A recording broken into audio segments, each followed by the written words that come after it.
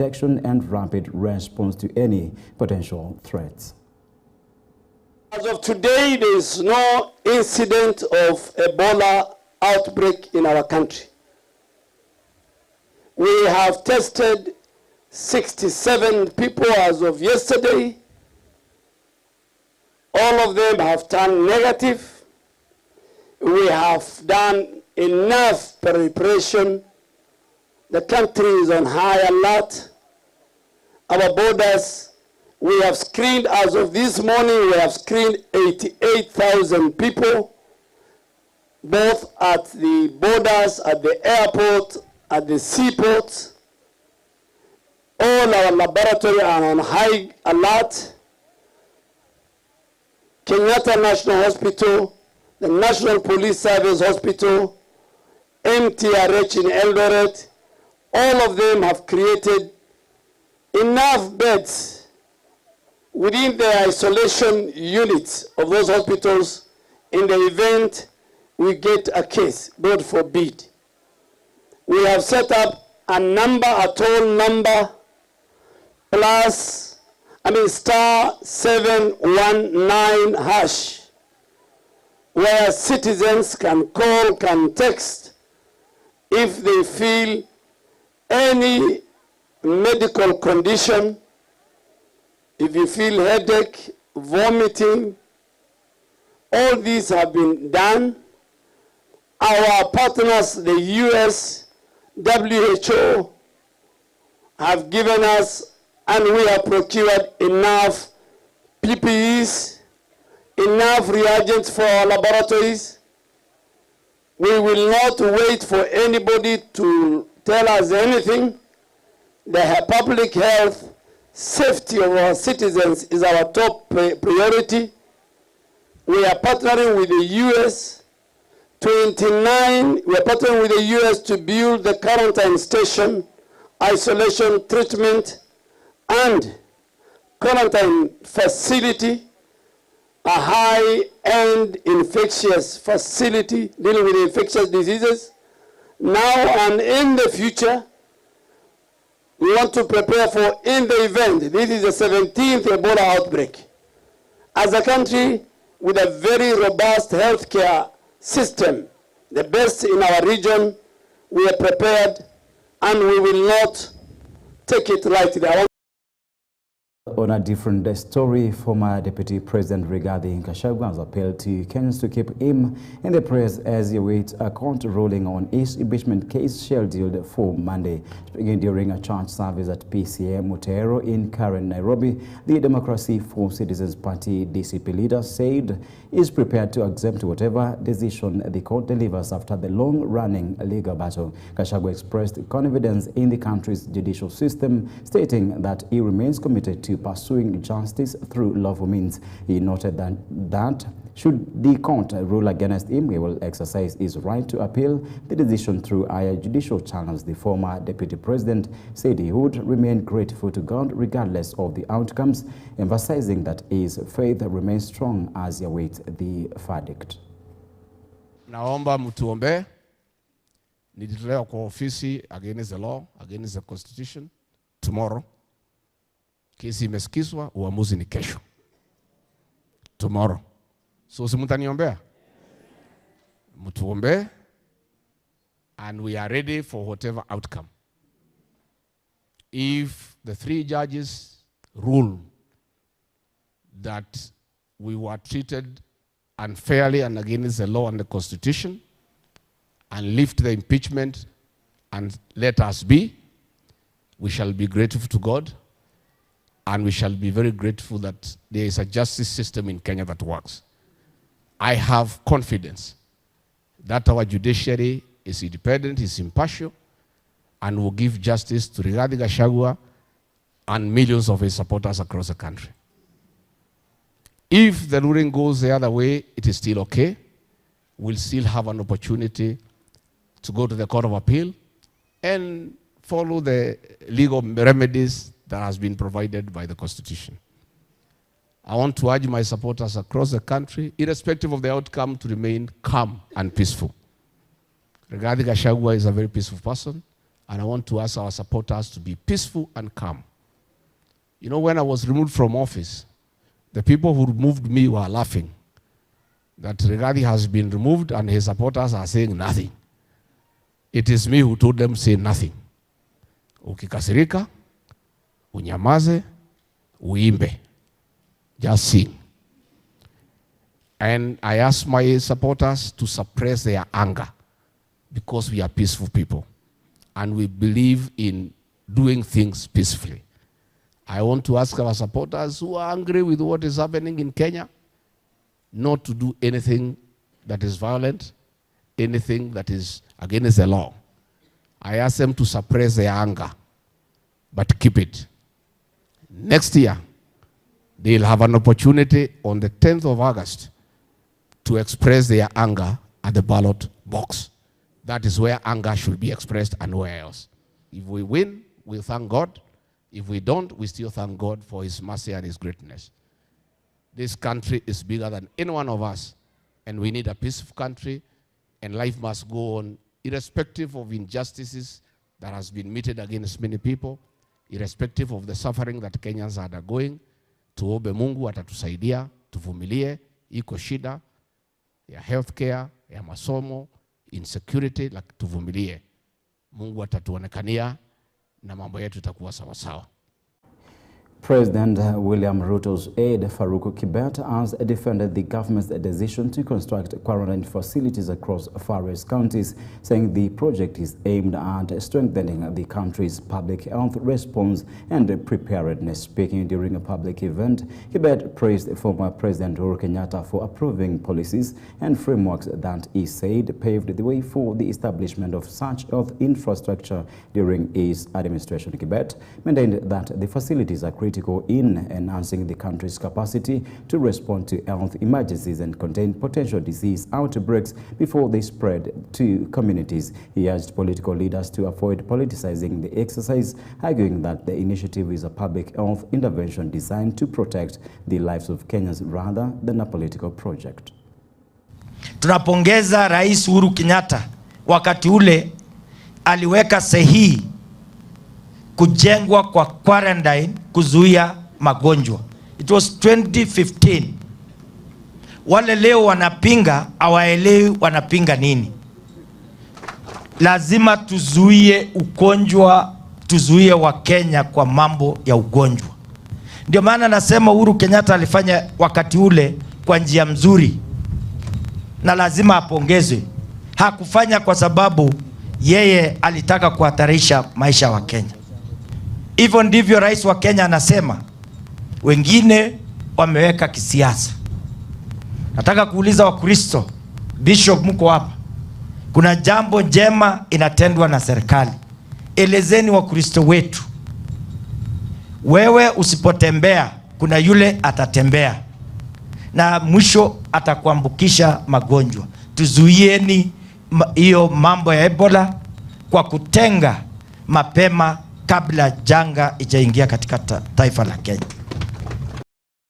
Now, I think we are taking a very short commercial break at this point, but when we are coming back, we shall be handling the case on the wage bill productivity nexus. Do you have any question for the chair? He is coming in the next few minutes.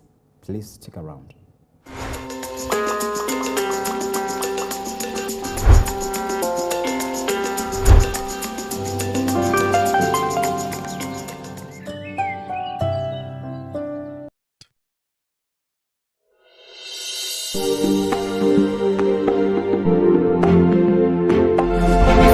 You are watching EBN TV, transforming your world. EBN TV cares about the growth of your business. To advertise with us, call 0725 386 501 or 0740 653 453. EBN TV, transforming your world. You are watching EBN TV, transforming your world. Are you ready for an uplifting experience? On Your Faith Today, dive deep into the life-changing message from the Word of God. Join Reverend Felix Kavoy as he shares powerful insights that will inspire, encourage, and strengthen your faith. It is one thing to receive a prophetic word. It is another thing altogether to see that prophetic word come to pass in our life. But that's not all.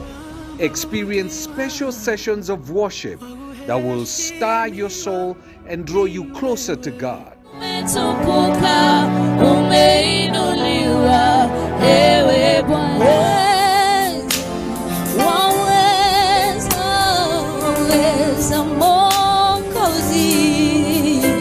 Prepare to be moved, uplifted, and connected with His Word as we come together in faith. Catch your faith today, every Tuesday and Thursday from 9 a.m. to 10:30 a.m. Tune in and let your spirit be renewed.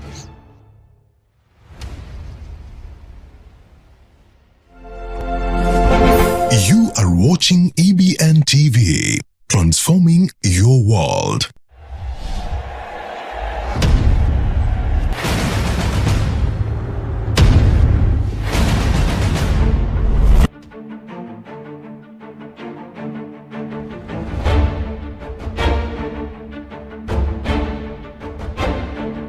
Sports isn't just a game.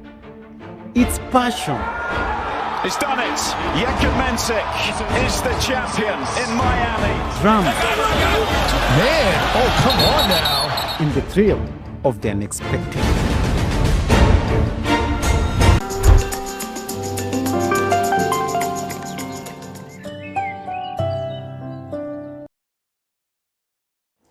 Again and again, a very, very good morning to you. The 8th day, this is June 2026, and this is Morning Life, and this is EBN TV. As I said again, we shall be having SRC Chairman, Mr. Sami Chepkwony. If you're just watching right now, you can see him on board, and if you've got any question that you can direct to him, please do so this morning, and he'll be responding to that question as soon as possible. So you've got a lot of questions. Maybe you may not understand what SRC means and what it all stands for and what its purpose and mandate and responsibility is all about. We have the chairman on board this morning and be helping us to understand all this. And we've been talking about salaries, we've been talking about wages. Maybe you're there, you don't know what is the difference between wages and salary. Is here also to let us know what all this means, with all due respect, and that is something that was used somewhere by someone and maybe it was misused. With all due respect, we've got Chairman Mr. Sami Chepkwony in studio this morning. Good morning, sir. Good morning, Jeff. How are you? Very well, thank you. I'm happy to see you this morning, and again, I'm sorry for making you wake up such. You can say hi to the nation. Yeah. Thank you, Jeff. Good morning, everyone. Good morning, all the viewers, and welcome to this conversation with the Chief on the very important subject of salaries and remuneration for this country. Yeah. Thank you. That's great. Thank you for having me, Chief. Yeah, you're most welcome. And sir, I don't want us to start so high. There are some initials that I've seen as your title. Can you tell us a bit of how you earned these titles? I don't know. This is professional titles. Yeah. Like to become a CHRP, you have to undertake professional training in the area of human resources, all the way until you become a certified human resource professional. That's how CHRP comes. And then to become a fellow of the Institute of Human Resource Management, again, you have to have certain credentials and then practice. You have to prove yourself in the profession, that you have the integrity, you have the experience, you have the knowledge and the competence to earn that title. Yes. Okay, that's great. Yeah. And Chair, before we go to the issue of questions on the wage bill and productivity nexus, we've been talking about, and actually what is coming up very soon, and this is by 11th, it's all about the finance bill. Have you gone through the document? And not in detail, but I have an idea what's happening there. Yeah. All right. Do you think it is fit for common mwananchi? By and large, yes. By and large, yes. I think under the current fiscal space, I think the government is trying to raise enough revenue to deliver appropriate services to the people of Kenya.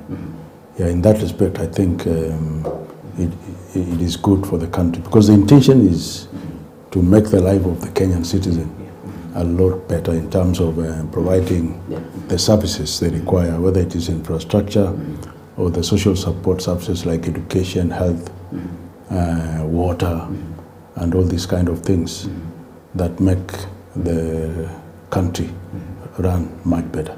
Yeah. Okay, right. And a question still on the same, and a follow-up question. Yes, you've said it's good for the common mwananchi. And do you think what, after we get this revenue, do you think what the government is doing outside here maybe to provide to the citizens, do you think it fits or even it's equal to what is being collected as revenue?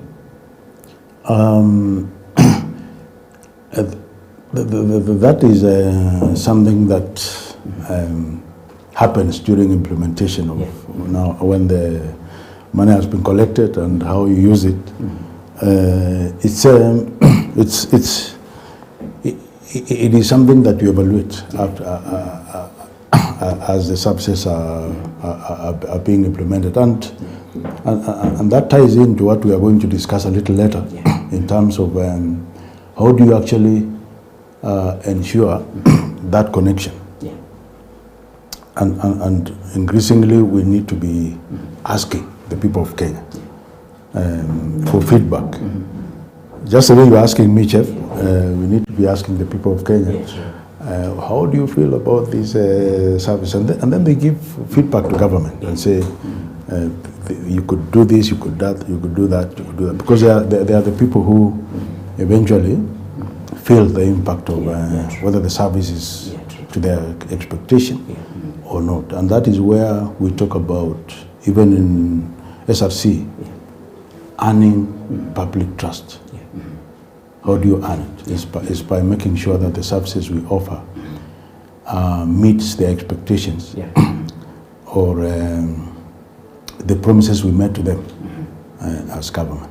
Yeah. All right. And now the last one, and then we get to our discussion, because I know it ties to the same. We've been looking at a lot of people being promised different works abroad, and our president, Honorable Dr. William Ruto, promised a lot of jobs for young people outside Kenya. And we've seen that happening. But when we come to the issue of like Russia, Ukraine, and other places, you see someone is coming from Kenya to that region, and they are promised maybe a different work. When they go there, they get work A. Do you think, as SRC, do you think that is the best thing, way we need to maybe approach these matters of employment and unemployment in our country? You see, that program, I think, is still a young program.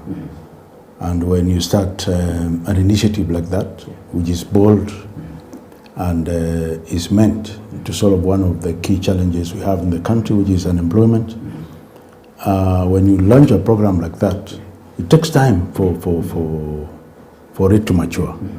And so in some markets which are quite developed, our people go there and it's business as usual. But in some other markets, I think it takes time for that process to be streamlined. But I think in the long term, is the right initiative to do, because if you see, Chef, how other countries have developed, and I'm familiar with a country like India, a lot of Indians work across the world.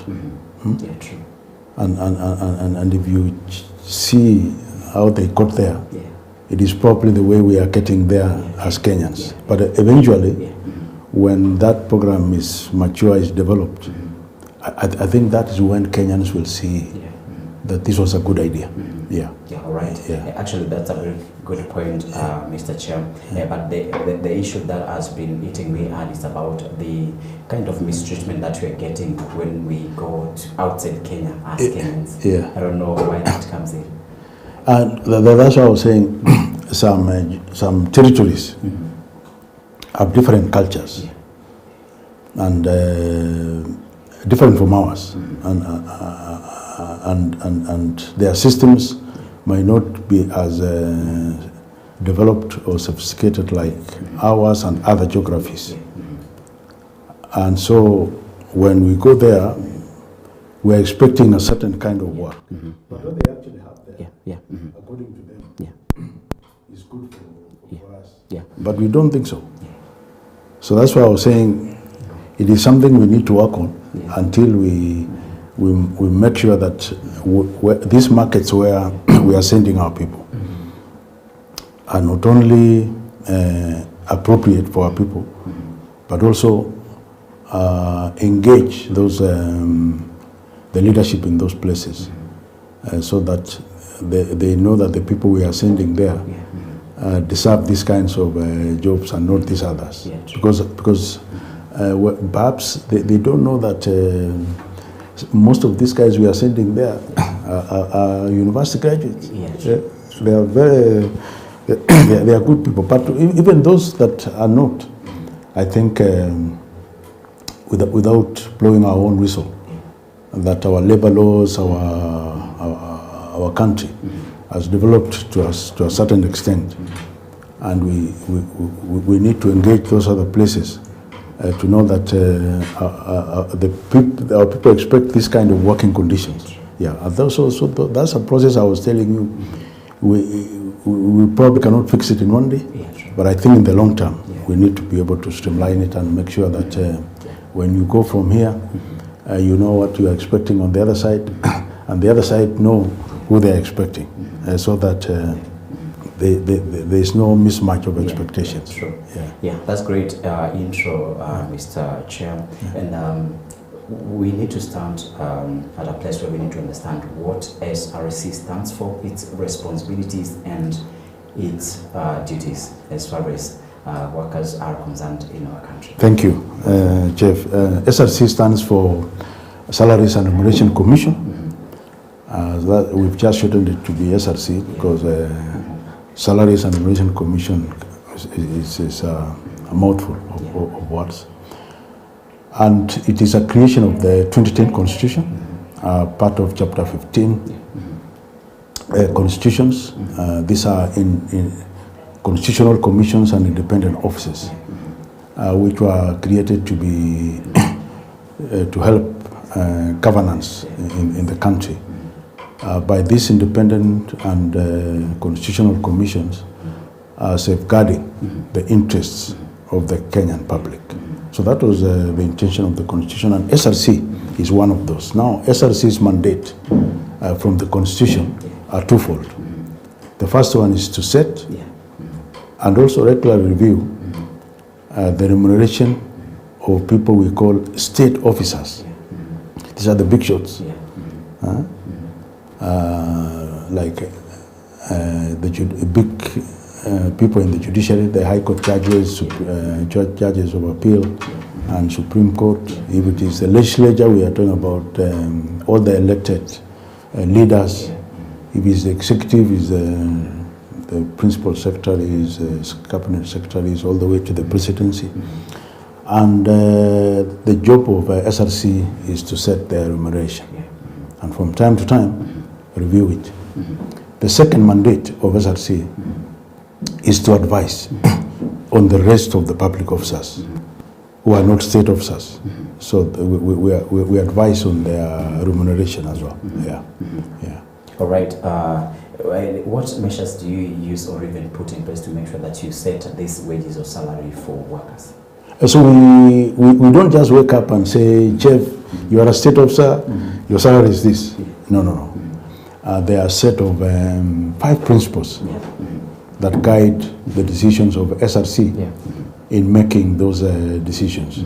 The first one is to make sure that the country can afford whatever remuneration we set, because these will be paid out of the public resources, which is the taxes that have been collected at a national level and the on-source revenue at the county level. So we make sure the country can afford. So the first principle there is called fiscal sustainability. All right. That means, can we afford this salary? The second guide or principle... I'll be cutting you a bit there. We get a very short commercial break, then we continue from the fast. That's fine. Thank you. Thank you so much.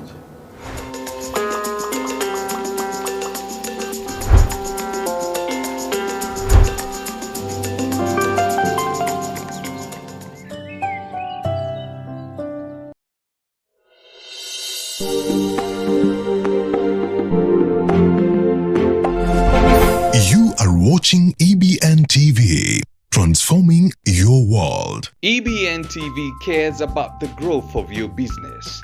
To advertise with us, call 0725 386 501 or 0740 653 453. EBN TV, transforming your world. You are watching EBN TV, transforming your world. Are you ready for an uplifting experience? On Your Faith Today, dive deep into the life-changing message from the Word of God. Join Reverend Felix Gavoy as he shares powerful insights that will inspire, encourage, and strengthen your faith. It is one thing to receive a prophetic word. It is another thing altogether to see that prophetic word come to pass in your life. But that's not all. Experience special sessions of worship that will stir your soul and draw you closer to God.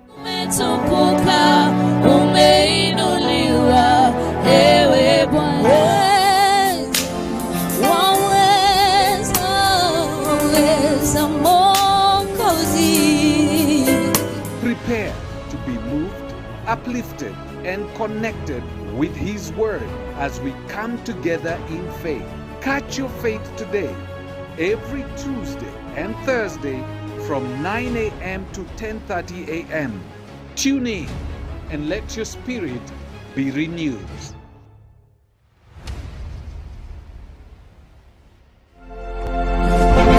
You are watching EBN TV, transforming your world.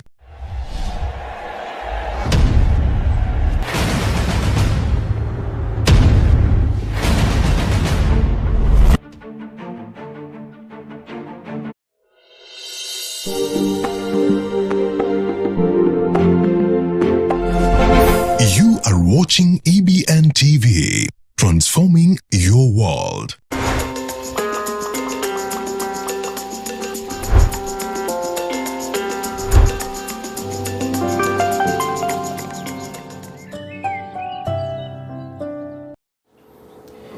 You're watching us right now. This is Morning Live on EBN TV. My name is Jeffrey Kimeyo Somba. On board, we've got SRC Chairman, Mr. Chip Kwodi Sami, and we are trying to know the issue or even the balance between the wage bill, productivity, and all that. And I think most of the things you may not have understood, we shall be tackling them this morning. And so we were on the issue of the measures that they use to make sure that they set wages and salaries for workers in our country. We were on the first point, and we're getting into the second one. But before we get the second point, Chair, maybe we had not picked well the first measure that you put in place. Yes, so the first point in making sure that the salaries are set in a way that was expected by the Constitution is that whatever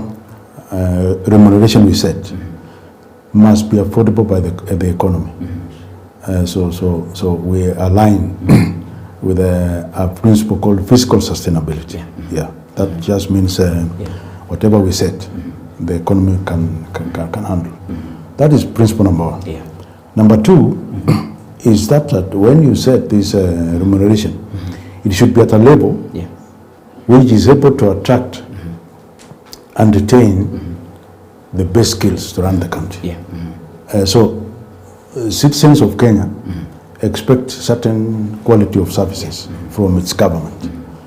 And that is provided by the public servants that have been employed by government. So you set the remuneration in a way that you can attract those people into government to be able to offer those services the people of Kenya expect.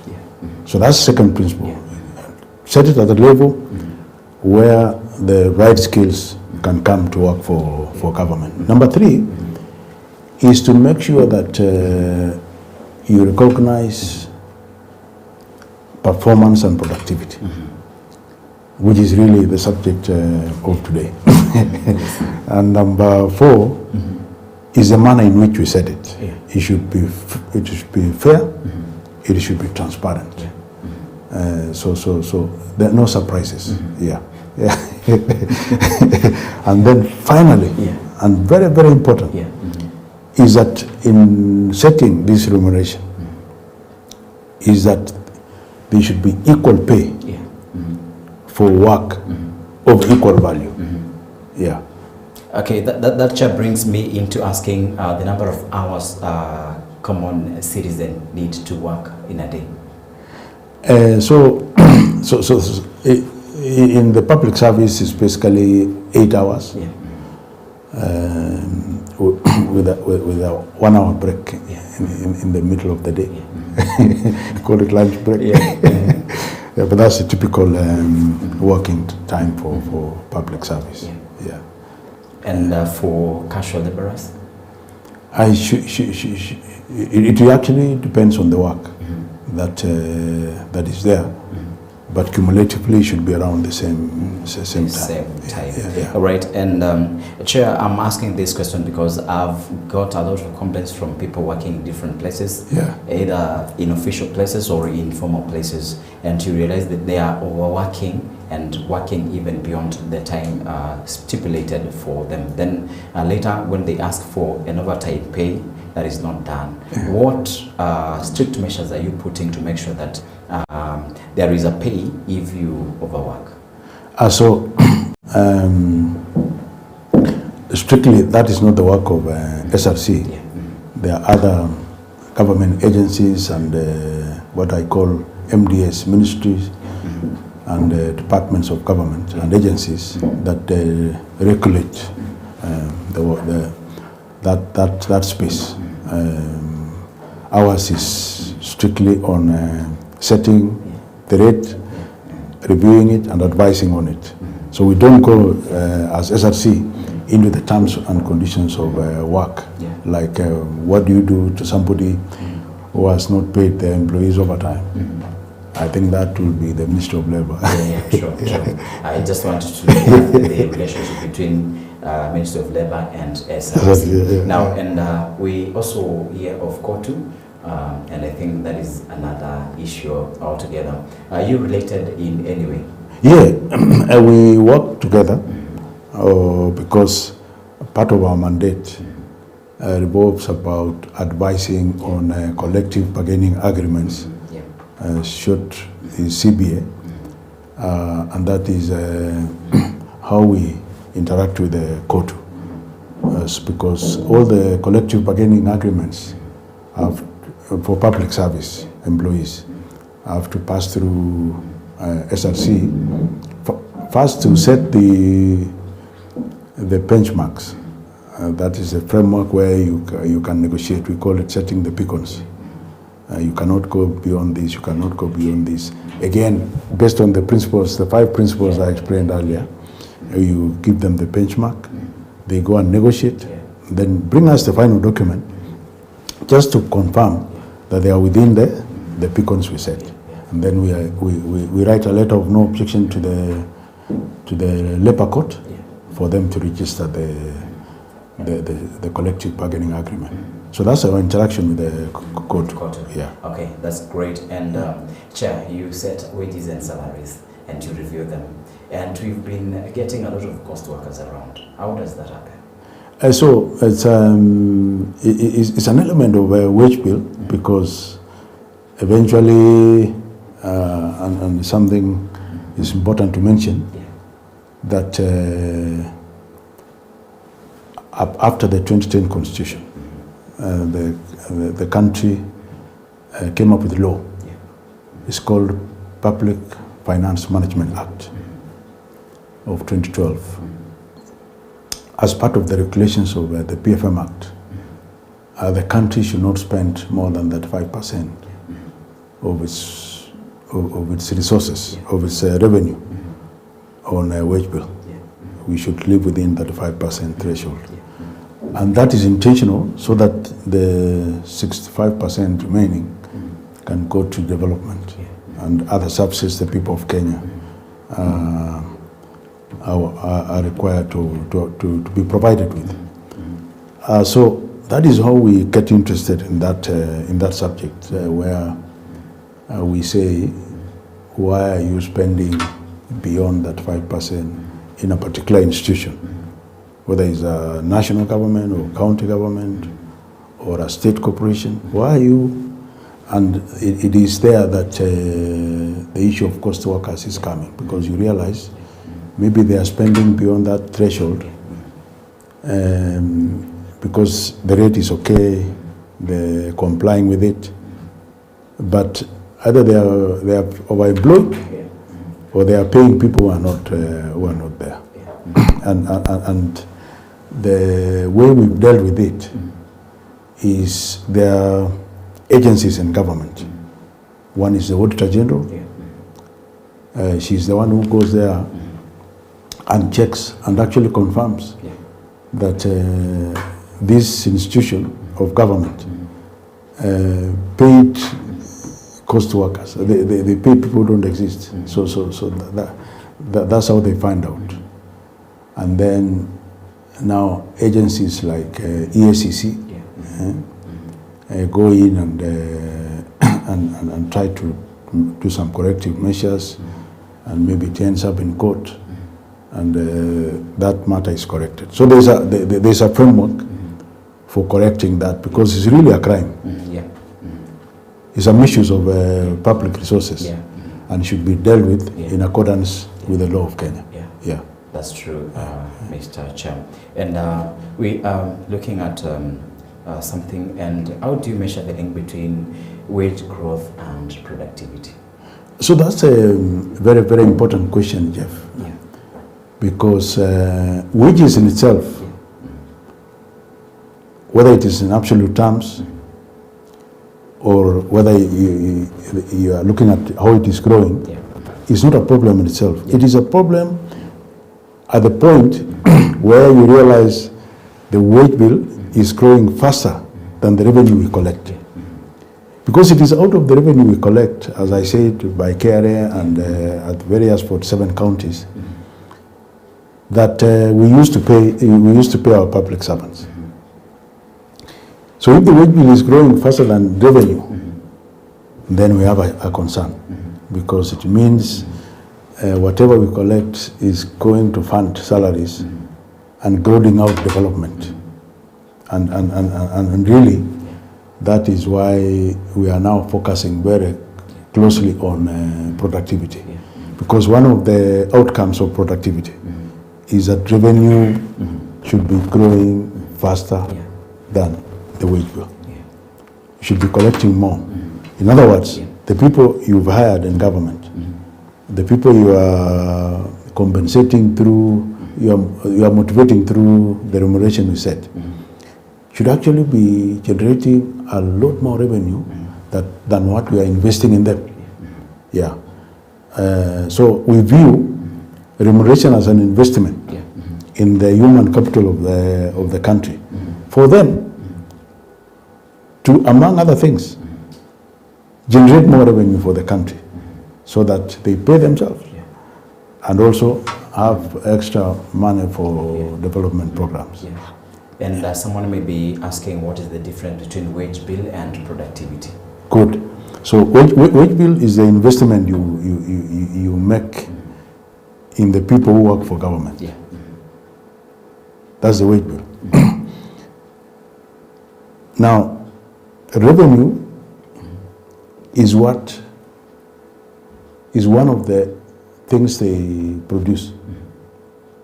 It is an element of their productivity. Like when, let me give you an example. If say you enable the entirety of a public service to widen investment, in other words, they grow the private sector. They make Kenya a very, very attractive investment destination by locals of Kenya and people who are bringing in capital from outside. So they expand the private sector. That is where now we get more jobs. That is now where we collect more taxes. That is how productivity of the public service can directly impact revenue.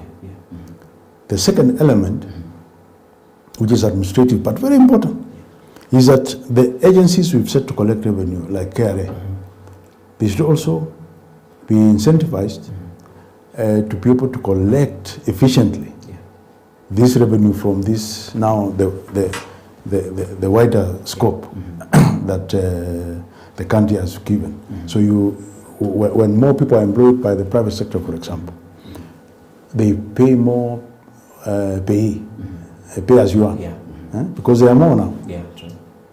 Number two, if you have increased the number of companies operating in this country, then they pay, and each one of them is paying corporation tax. Then you collect more. So it means this investment you put in the public service in the form of wage bill is translating directly into revenue by widening the tax base, but also empowering the revenue collection agencies, the revenue mobilization agencies like KRA and the ones at the county level to collect efficiently more revenue. That is a link between wage bill and revenue. And I want to quickly mention that without investing this wage bill in these guys, it is very difficult to get the revenue. True. Okay, Chair. We are looking at, despite years of policy intervention since the promulgation of the Constitution of Kenya 2010, to a large extent, the wage bill to revenue ratio still remains above the 35%. Very true. That's the threshold. What do you consider the biggest obstacle to achieving a sustainable wage bill in Kenya? So that's another very good question, Jeff, because since the inception of SRC, way back, I think in 2011, when the SRC Act came into force, the immediate strategy was to set a system for controlling wage bill.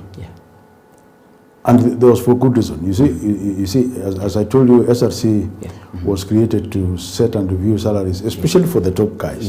True. Because they have a lot of power to influence their own remuneration. So I think the framers of the 2010 Constitution said, let's set an independent body that can independently, without bias, use the tools and the principles I explained a little earlier to set very fairly and transparently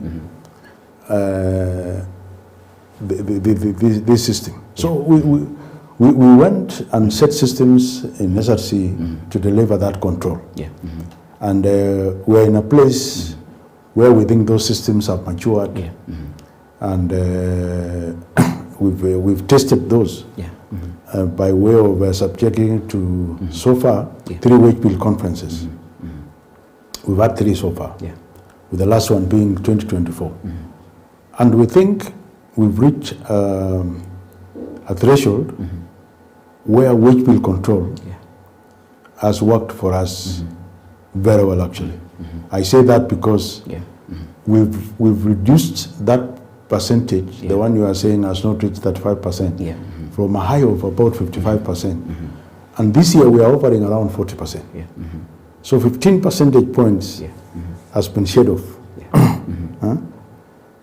So that's, in a way, there's progress. True. But that progress has not delivered the target of 35%. And then when we look at the graph, the way it is going, it was falling,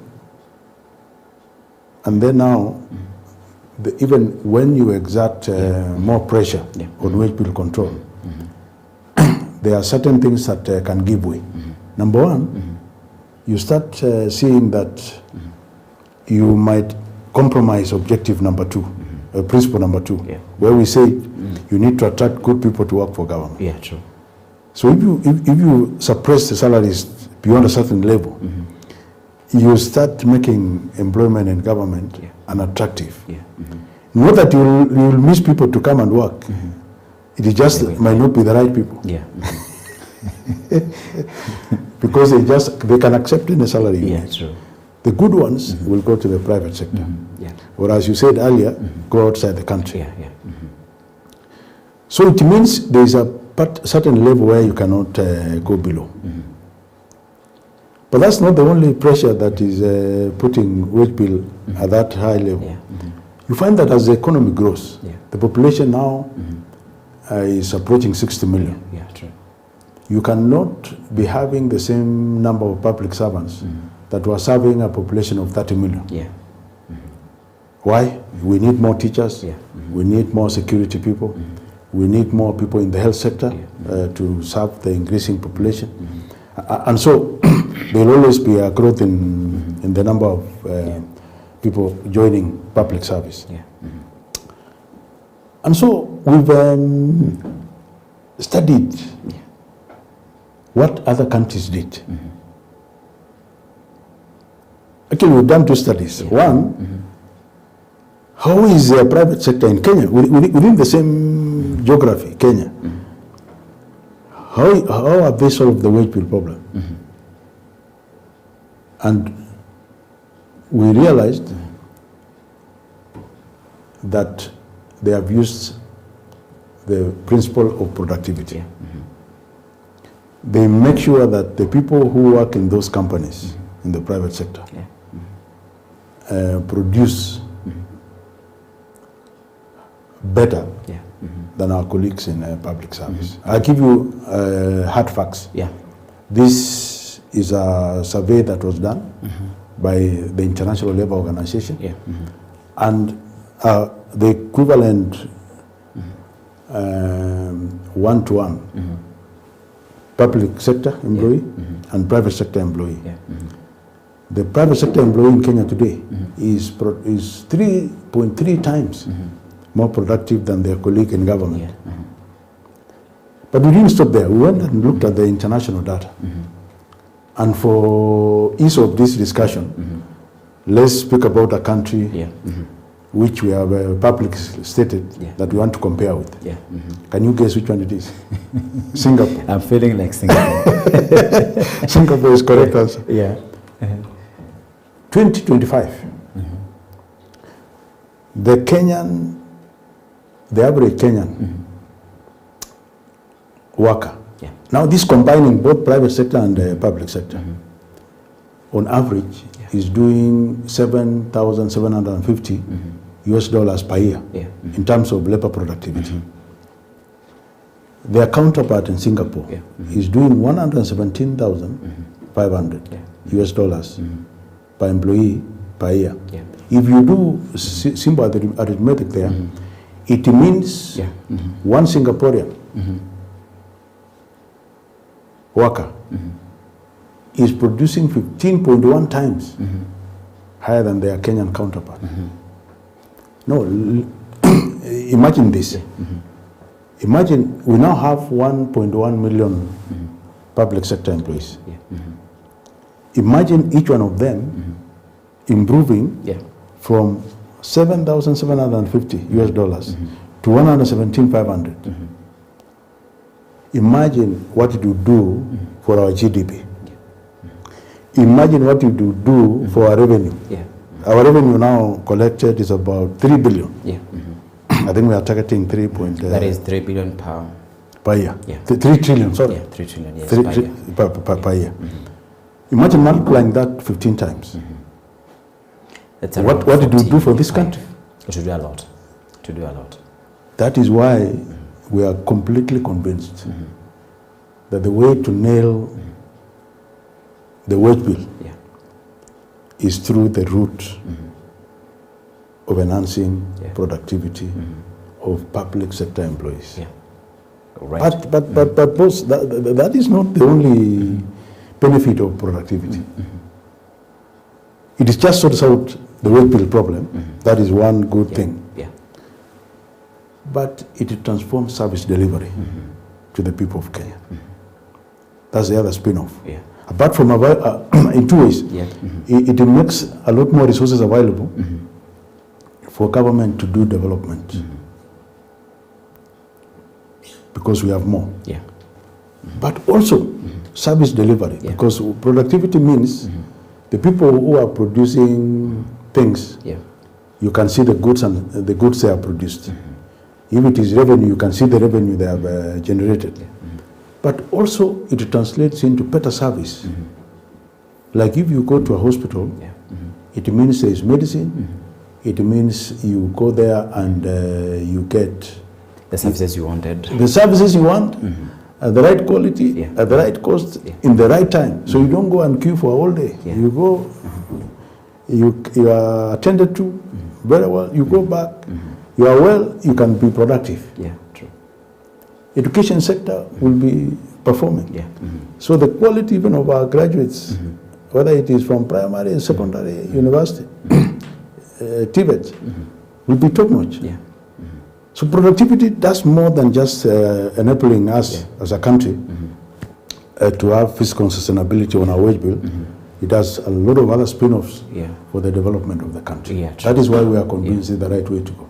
Yes. That's great. And Chair, you've talked about the Auditor General and who is there to set the salaries and the wages, or even about the issue of remuneration. And you've talked about the big fishes around that place who can influence what they need. They should be paid. Now, what happens if you paid more than what you don't qualify, or you're paid more than what you do? The good thing about this country, we have systems which can pick that up and also correct it. So as you rightfully say, we have the powerful office of the Auditor General, and she can go and check and find that the resources are not being used well here. And she's been very helpful. She checks our advisories, goes to the ground and confirms whether they were complied with or not. Even as we do something called monitoring and evaluation. But you know, the Auditor General is the one mandated by the Constitution to do that. And she does that. So we have also other agencies like ESCC, like even the police and the judiciary. Once she finds that there was a problem, hands over the report to these other agencies to do their further investigations and find who is culpable. And take them to court. And the justice system corrects it. So we have that system in place. I think we just need to use it a lot more so that people actually see that when you do this, these are the consequences. So the system is there. All right, and one very critical thing, talk of the effects of corruption to the GDP of this economy. Sorry? The ripple effects of corruption to the GDP of Kenya. You know, I don't know whether I'm really qualified to speak too much about that, because I don't have the data and the information, but just as a Kenyan, not as chair, just as Kenyan, I can say that one of the reasons SRC doesn't want to bring suppress the wages so low is that people might entertain the temptation to say, since SRC has not given me what should be my market, because they compare with their colleagues in private sector, they are living a good life. So even me in public sector, how can I live like the guy in Safaricom or whatever other company they and so they get tempted to engage in unethical acts like corruption, and that is how I can see that corruption. That's how corruption can creep in. But then, you know now that when people take public resources into private hands, it is the entire country that suffers. We don't get the roads, we don't get the healthcare, we don't get the quality of education we want, and the entire country goes down.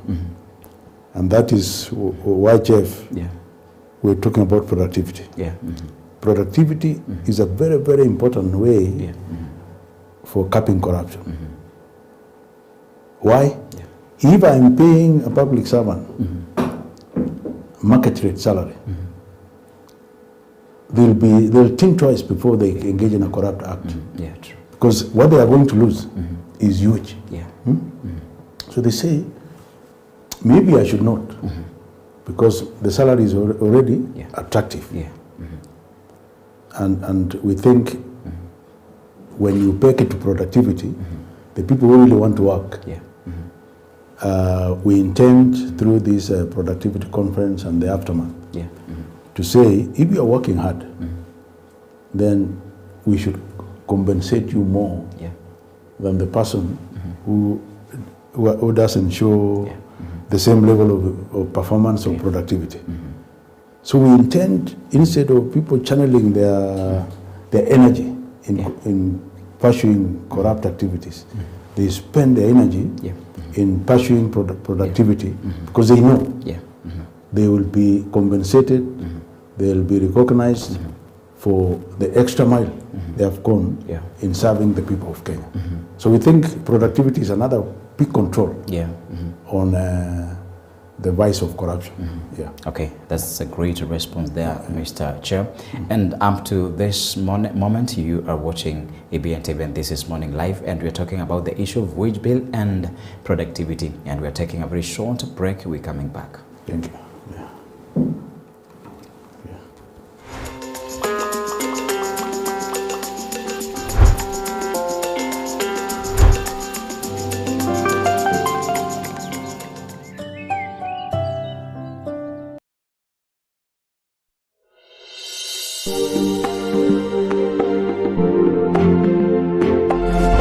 You are watching EBN TV, transforming your world. EBN TV cares about the growth of your business. To advertise with us, call 0725. Which is, we're hoping that on the last day to have come up with some important resolutions on the subject of productivity. Now, as one nation approach, to say, to take forward this agenda of productivity, this is a framework we are going to use as Kenya going forward. And this is how we are going to do it. And this is how we are going to measure it. And this is how we are going to reinforce yearly by recognizing and rewarding the people who are making us proud in the space of productivity. That also will be an outcome of that conference. Okay, that's great. And Chair, you've not told us where the event will be held at. Good, thank you. So, the venue will be Kenya School of Government in Lower Kabete. Registration is going on right now. In fact, the people who want to join the conference can get into our website. We have what we call a microsite within our website, which actually allows online registration. Yeah.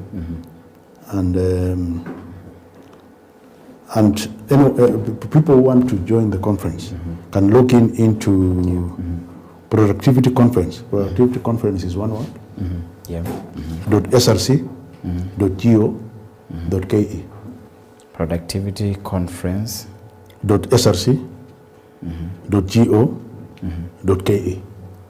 And the site there is very friendly, and people can register. And we have gone digital deliberately, because we've realized that the places like these spots we are going to recognize, one of the tools they have really used very well is embracing the digital tools. There are some counties that are doing so well. We'll also showcase them there.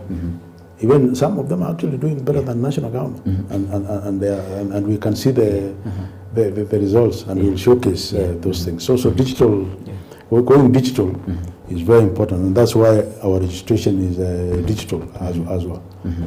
All right, and that's very great, Chair. And if you're there, maybe you want to join this event, you can do the login to a productivity conference at .csrc.go.ke, and that will allow you to maybe be part of the event that will be running from 17th to 19th. And remember, this is June. This will be happening this month of June. Now, Chair, I want to push just one question. We take another very short break, and then when we come back, we finish. And maybe if there is anything that is burning, we'll have prepared it so that we have it. And now the question is, what is your assessment of how public institutions are balancing employee compensation with investments in service delivery and development programs? Thank you. Thank you so much. Thank you. Okay, that is made for your response, yeah. Okay. Yeah.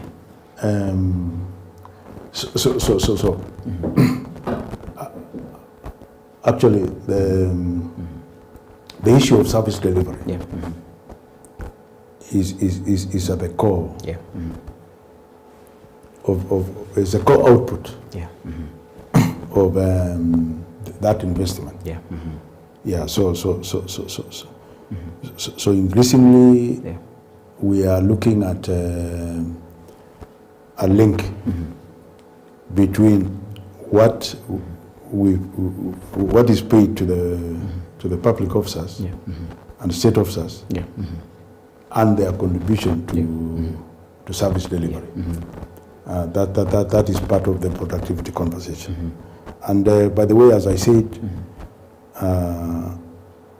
we're working as one government to deliver this. So there is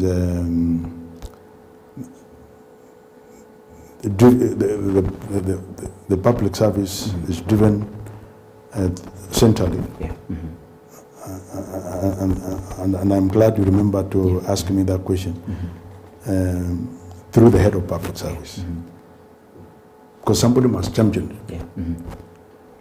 And the reason I say that is at the heart of this conversation is something, for lack of a better word, let me call it governance. Governance is critical. It's a critical clue in making sure that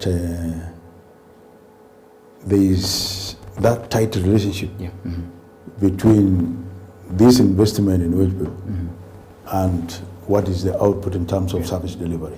So we position governance as a key clue that connects these two. And that's another reason why we didn't just do this without having the national conference. Because we want all the leaders, actually I think the word I was looking for is leaders. We want all the leadership of the country to have one mind and one voice on this matter. Because they are the ones, when they go to their various institutions, they are the ones to drive that agenda.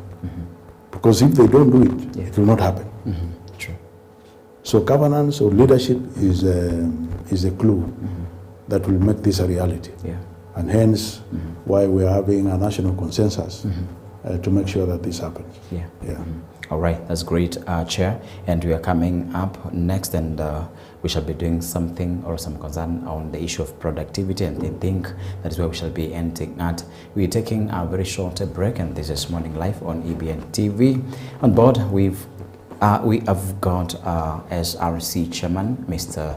Sami Jepkwoni, helping us understand the issue of wage bill and productivity. I'm Jeff, again, if maybe you've forgotten, we're coming back shortly.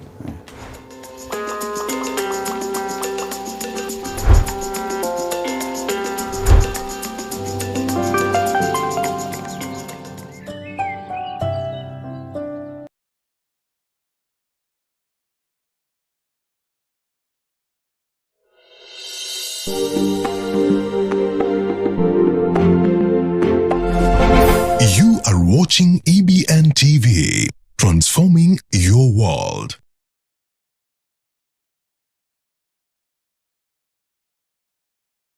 EBN TV cares about the growth of your business. To advertise with us, call 0725 386 501 or 0740 653 453.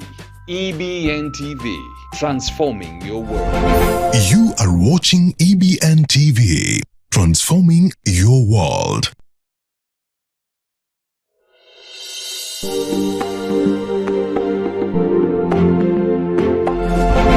You are watching EBN TV, transforming your world.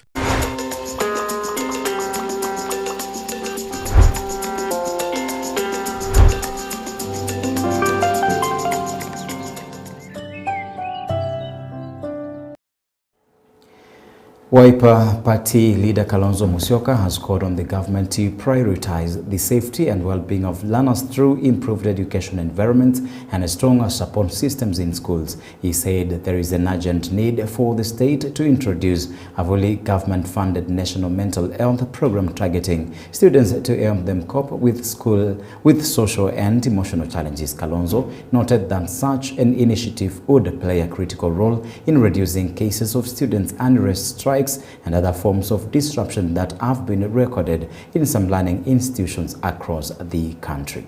A mandatory national safety and audit of every boarding school dormitory in Kenya, accompanied by enforceable deadlines and criminal liability for non-compliance. Secondly, a fully funded national school mental health program. These incidents are not only about physical infrastructure, they are also about emotional well-being. Students are raising concerns about living conditions, about food quality, about mental health pressures. I repeat, mental health pressures, inadequate resolution, conflict or grievance resolution mechanisms, an environment where they often feel unheard. Yet, the response has remained largely reactive. Religious leaders and senior security officials have expressed concern over a rise in unrest incidents in girls' boarding schools across the country, warning that the trend could undermine discipline and academic performance. They made the remarks while calling for stronger parental involvement and enhanced efforts to instill discipline among learners in order to curb the growing cases of school-based disturbances. Speaking during a Thanksgiving service for uniformed services and their families at Our Lady of Assumption Catholic Church in Embu, Peter Kimani warned against the increasing number of strikes in girls' schools, linking the trend to weak parenting and moral decline.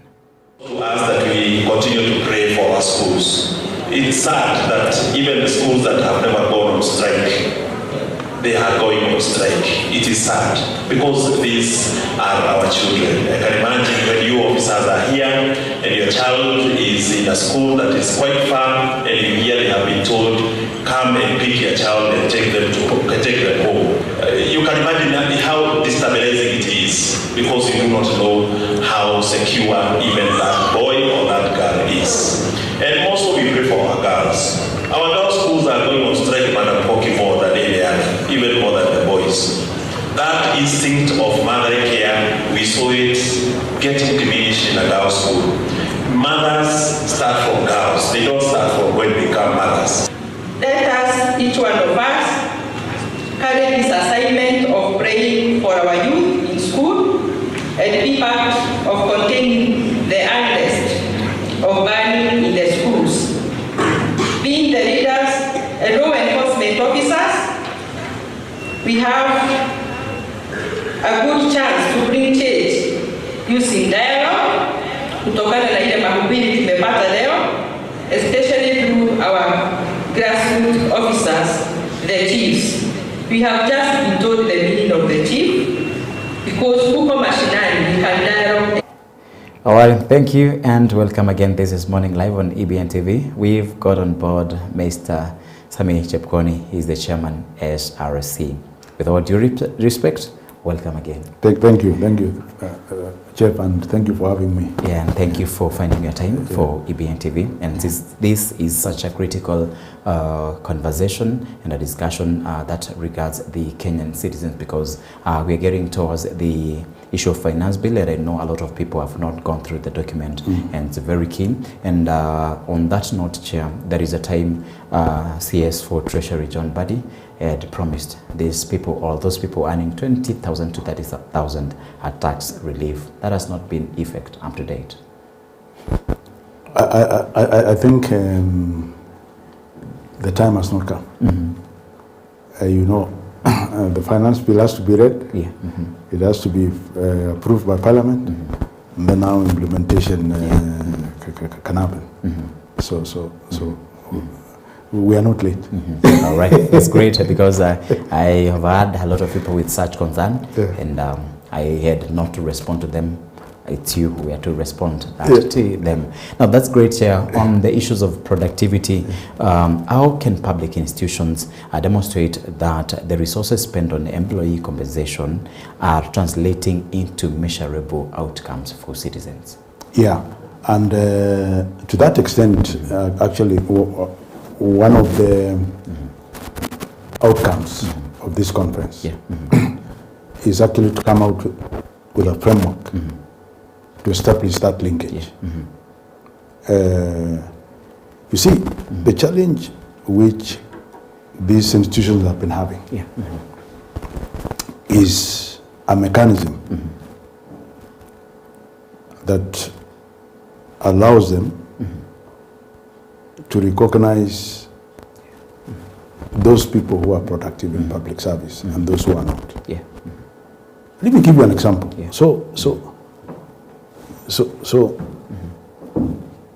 Say the two of us are working for public service. I saw you came to work at 5, or maybe earlier. And maybe you leave work at 8, 9, 10, 11 at night. You've been here all this time. Busy and productive. People of Kenya can see what you are doing for them. I come in at 9 and leave at 4. Do you know the current framework in public service? We'll get the same salary if we are on the same grade. True. That is very, very, very demotivating for the person who has been producing more. In fact, you get this person producing more, being mocked by his colleagues. Say, you see now? You look at your payslip and look at mine, they are the same. And hence, that is where the disconnect is. So this conference is supposed to come up with a framework where now we can properly recognize the efforts of the person like you who has done well, contributed more to the country. We should also contribute more to them. That way, you can reinforce that behavior. And you can now turn the tide and say, even those guys who are mocking him, can now say, hey, the guy is doing well now. Look at the bonus he got. From the bonus, he's bought a house. He's bought a new car the following year. He's done this, he's done this. And slowly the culture changes. and everybody starts to know, if you do this, which is become more productive, the country will take better care of you as well. Yeah. So that is the framework we are looking for in this conference, that connects, that enables these leaders to connect the resources they have been given, motivate the public servants or the state officers to be able to deliver value to the people of Kenya. That is what this conference is about. Okay, that's great, Chair. And what role should institutional leaders, including governors and chief executives, play in driving a culture of productivity and accountability in the public service? That is really their job. In fact, if you check the people we've addressed in our invitations, it is all those people you have mentioned, right from the executive, the presidency, all the way to the CSS, the PSS, all the, in the legislature. We've invited the speakers, we've invited the various heads of committees. In the judiciary, we've invited all the people, all the leaders there. In the counties, we've invited all the 47 county governors and their county secretaries. Basically, if you look at that list, they are in the description you have given.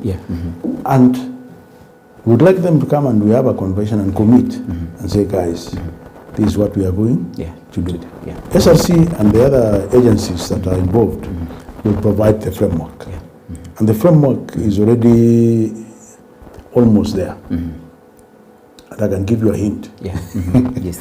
What these leaders, we are expecting them to go and use. There are certain obvious things that we would like them to do. One of them is to apply proper corporate governance within their institutions.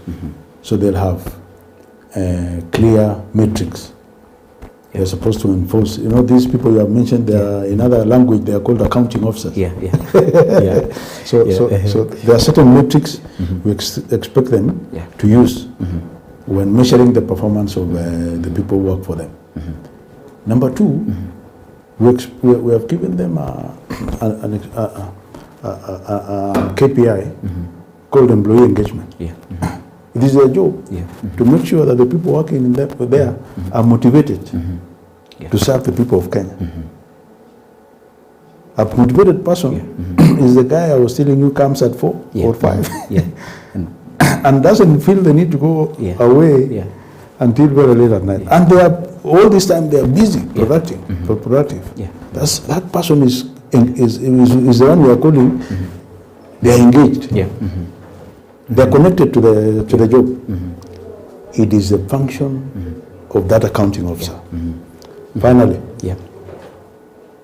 we expect them to take feedback from the public. There is something we are proposing which is called a Government Delivery Index. So the one I've just explained is called a Government Employee Engagement Index. So it will measure for this accounting officer to say they have done well. We'll look at that index. Did you motivate your people? That index will show, because we'll ask the employees. Then the other one, the one we are calling Government Delivery Index, we'll ask the people of Kenya, how did this institution serve you? And then you consultate the feedback and get an overall index. The other one, I was telling you how they run their institution. It will translate to whether they met the objectives as envisaged either in the law, in the constitution, in the policy, or as expected by government. When you consolidate all those criteria, it is clear which institution and therefore which accounting officer, those people you have mentioned there, has done well. So we want also to bring them into the productivity conversation so personally that you can also measure them individually. Because they also know they'll be accountable. they will make the people below them to be accountable as well. This is how we want to actualize this this program. Through those guys you have mentioned. Yeah, that's great, Chair. And in maybe 1 second, because it's a support response for the same. What can a motivated person or worker do? Sorry? What can a motivated worker or person do? Oh yes. Man, that is the heart of this conversation. In fact, all these initiatives we are discussing is to deliver an engaged, you can call it motivated worker. In fact, a motivated worker doesn't need a lot of supervision. You just need to tell them, give them some direction, give them some KPIs, and they are the ones pushing you, saying, boss, you told me we need to do this. I need this thing so that I can achieve. So you are not the one to follow them. They will be the ones taking the initiative, very, very responsible. They are keeping you informed. Where there is a disconnect, they tell you, hey boss, you need to help there. So that person is the engine of productivity. And is the engine of public service. Is the engine of service delivery. Is the engine of revenue generation. Is the engine of fiscal sustainability. In fact, this conversation is about that guy. Thank you. And we noticed, Chair, without that motivation, even after you've worked for the longest hours, for the longest time, there is no incentive that is made to make you feel motivated to work more. And you've already done that. I think that marries a question I had already pushed you some minutes back. And what should be done if maybe you are stipulated for motivation and it is not done? Where should you complain to? Okay, so actually that's a very good question, because we put even now within SRC an appeal mechanism where if somebody has done all they have to do, but what the promise was made to has not been fulfilled, they can appeal. And there are two levels of appeal. We recognize that the system might fail and you miss either an institution that performs so well or an individual that performs so well. So there is a mechanism for appeal. And when that appeal comes, they are listened to and corrective action will happen. This is to make sure that no one, I think, let me refer to principle number 4 of SRC, where I was calling transparency and fairness. Transparency means everybody knows how they will be measured and how they will be rewarded. It is not a secret. Where at the end of the day I say, Chief, we were expecting you to do this, but you have done something different. No. At the beginning, you know what you are supposed to deliver. The management knows what you are to deliver, so it's transparent. Also, if you perform to this level, you know the recognition that is due. To this level, you know the recognition that is due. That is why when somebody appeals, you just go to the documents and say, sorry, here we made a mistake. We have corrected it. As simple as that. Okay, that's great, Chair. And if Kenyan successfully improves productivity across the public service, what impact would that have on wage bill, economic growth, and service delivery over the next decade? So really that is the ultimate objective of this program, where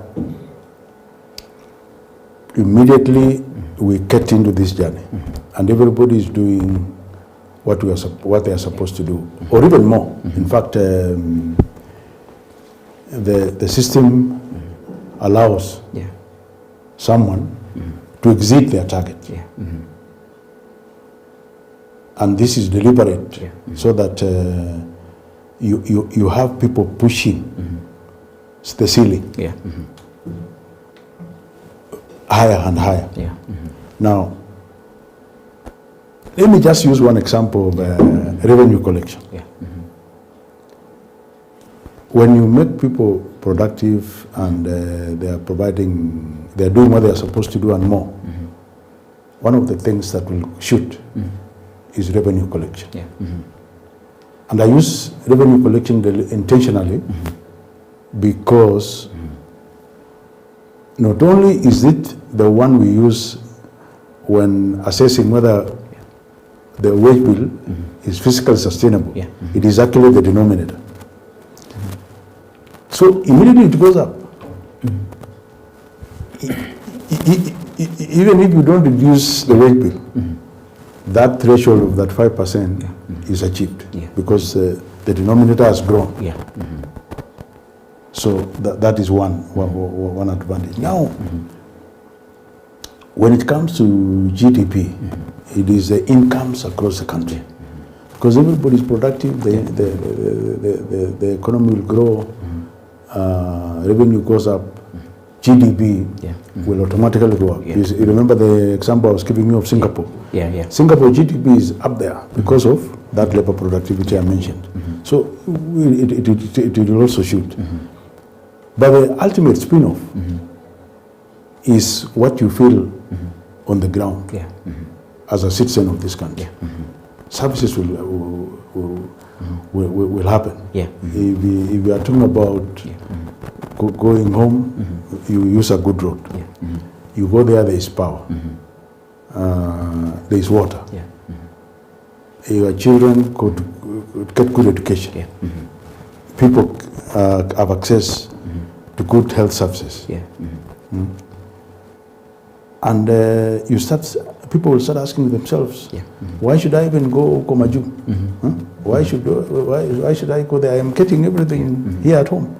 And people, even the talent that we had lost to these other countries, will want to come home and contribute there because all those things are now happening here.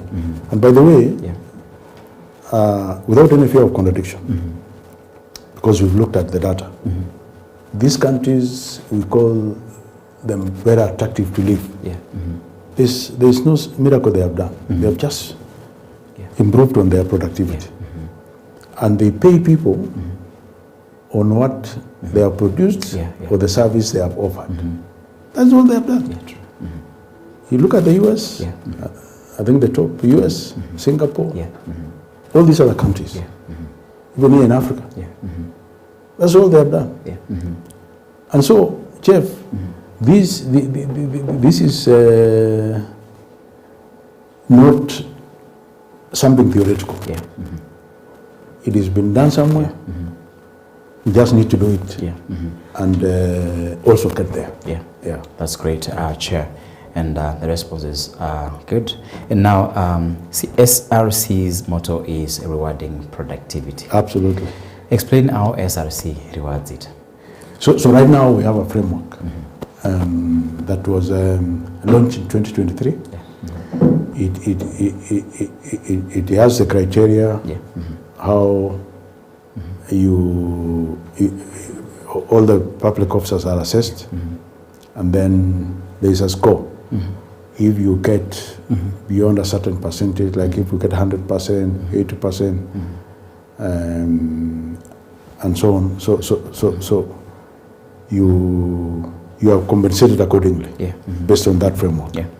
That is, of course, based on concrete results that have been subjected to audit and approved by the various authorities, so that when the data comes to SRC, it is clear. We ask certain documents, and when you satisfy all those parameters, there's a payment that is made, not from, if it is, say, a state corporation, from the board to the CEO to all the team members there. So there's a framework right now, but that's the framework we want to review in this conference, so that there are certain weaknesses within that framework because some agencies have said this is skewed more to people who are making profit. What about the people who are offering service? And that is one big correction we are making in this conference, so that when it's approved into the next year, it will cover everybody across public service. Okay, that's great. And Chair, we're looking at some of the biggest challenges in controlling the public wage bill. That you face as SRC. The biggest challenges that you face in controlling wage bill. I don't know whether I should restrict myself to one, but you asked for the biggest. The biggest. I think the biggest is a policy where SRC has been successful in a process called job evaluation, where we are trying to comply with the principle of equal pay for work of equal value. So we use job evaluation to compare jobs. We call it relative worth of jobs. So that we have done very well. But it is not enough to deliver wage bill success.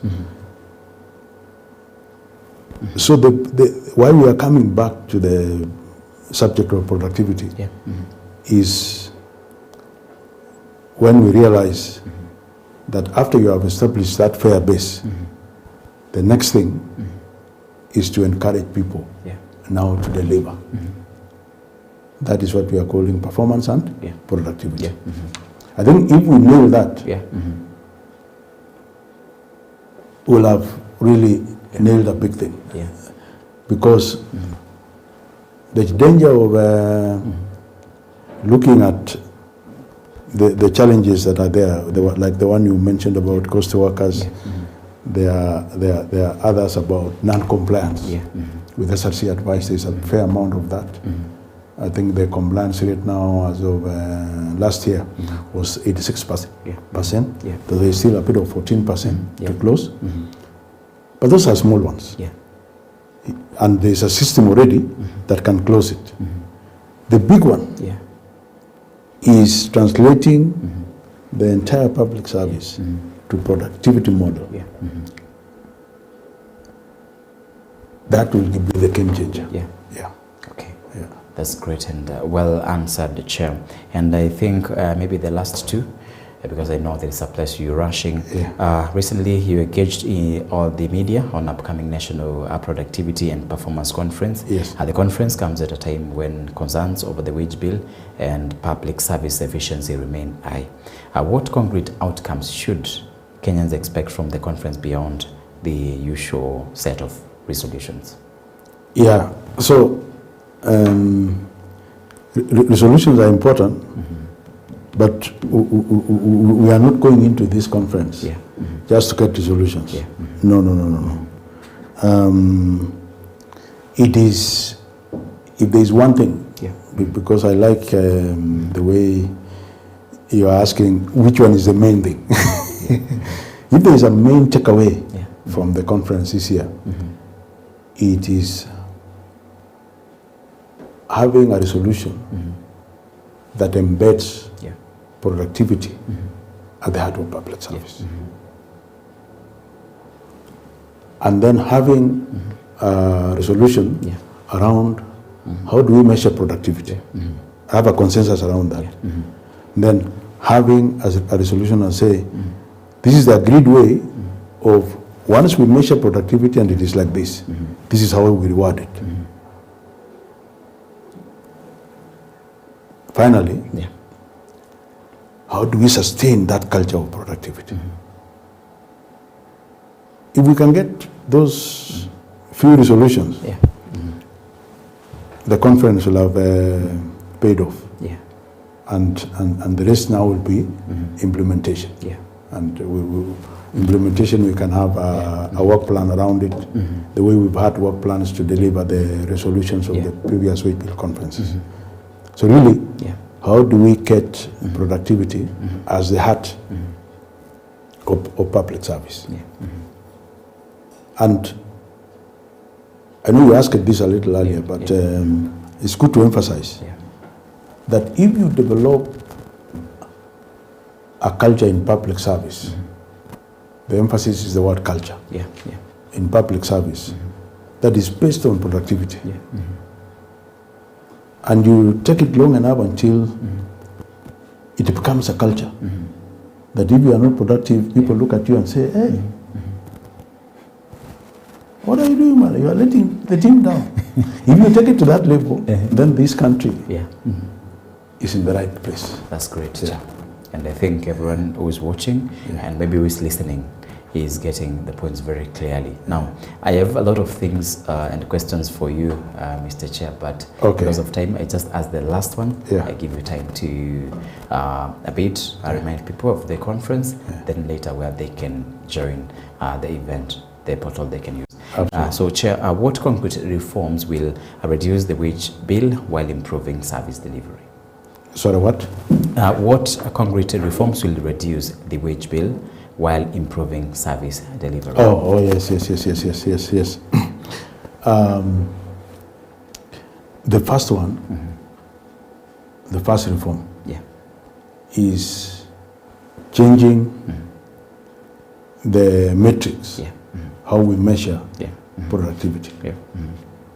And as I said a little earlier, we have some thoughts already, even as we go to the conference, which we are going to wrestle with the leadership there of the country during the conference. And this is metrics around having institutions that deliver productivity. Within those institutions, having people who are engaged. And that engagement is measured consistently to deliver something we are calling Employee Engagement Index. Then having feedback, call it customer feedback or citizen feedback, where we take feedback all the time that actually whatever service we are offering or we are improving is having the desired impact in the community. So that so that reform is very important. Having that framework agreed at national level is very key. Number two is the reform on how do we compensate people fairly. Not just relying on this is what we evaluated the job, the value of this job is this much, whether you perform well or you don't even go to work, you still get the same. That's a very key reform area for us, which we are keen to correct. And then finally, how do we sustain? So the first part is key in the sense that it will hit two things. Number one, it will focus on institutional performance. So things like revenue generation, things like improved service delivery, social services will improve. And ultimately, it will hit things like GDP. The GDP of the country will grow. And as the economy grows, so the small matter, let me call it the small matter, of wage bill will sort itself. In fact, it will never be a conversation after that, because it will continue correcting itself to a place where we don't need to discuss it. You know, we have had 3 conferences to discuss how we can achieve that 5%. We are saying we don't want to have another conference because we have already had 3 and we have not achieved. We want to have this productivity conference and have a framework, or as you call it, a reform that will not only make the discussion on that 5% irrelevant and enable the country to focus on what is important for increasing our GDP, increasing our revenue, increasing service delivery to the people of Kenya. Yes, sir. All right, that's great, Chair. And I know there's someone who is joining us right now. They've not been following what we are doing here on Morning Live EBN TV. And Chair, there are some 2 things you need to do before you make your final remarks. Okay. And one of them is a reminder on the upcoming event that is from 17th this month to 19th this month also. So a reminder of the same and where people can log into to join or even to participate or come in the event. Thank you. So, thank you, Chief. So this conference, as you say, is the first of its kind. We're calling it the first National Productivity Conference. It's happening here in Nairobi on 17th, 18th, and 19th of June. This is this month itself at Kenya School of Government, the Lower Kabete campus. It's a 3-day conference. We intend to invite, actually we've invited, not to intend, we've invited all the key leaders in the executive, in the judiciary, in the legislature, at national and county level. The first day, we'll have a keynote address from the head of public service. The conference will be opened by His Excellency, the Deputy President. Then there'll be presentations from Parliament, the Speakers of Parliament, the CJ, and the final day will be graced by His Excellency the President. We will also have a conversation on Kenya's competitiveness in the global stage. We'll also do awards on performance contracting and productivity on the last day. So registration is ongoing, and you can log into the SRC website and type the words productivity conference .src.go.ke and be able to register. Is an online registration, and attendance is completely free. Because we want everybody to be able to join into the conversation. It will be, we intend to stream it live so that citizens of the country can see what's happening and maybe join the conversation digitally. As I said earlier, we not only invited the public sector, we've also invited the private sector so that we can see why is the private sector doing better in productivity than public sector. Let them also share their experiences. We've also gone ahead and invited best practice countries from Africa and across the world, including Singapore, to share their experiences in the course of the conference, just to showcase what is working elsewhere and what it has produced. So that is the conference in a nutshell. Yes. All right, that's great, Chair. Now we are coming into the last segment, which is you giving the final remark. And Chair, I know we've not handled a lot of issues that we had to, but because of time, we shall call it there. But this is, you'll do it in culmination of the discussion that we had about wage bill and productivity. So thank you, Jeff, again for having SRC share something about this upcoming conference. It is a transformative event that we are calling Productivity for Fiscal Sustainability and Improved Service Delivery. And it is transformative because it is not just, as you said, about having a nice time during the 3 days and having some resolutions that will be put on the shelf. This is a national conversation to achieve a national consensus on the important matter of productivity. And why productivity? Productivity has been proven locally through the private sector and globally through some of the best performing countries that when you focus on productivity, good things happen. Suddenly, your costs are sustainable, your wage bill is sustainable. But more importantly, the economy grows, the GDP goes up, revenue collection goes up, and the service to the people who matter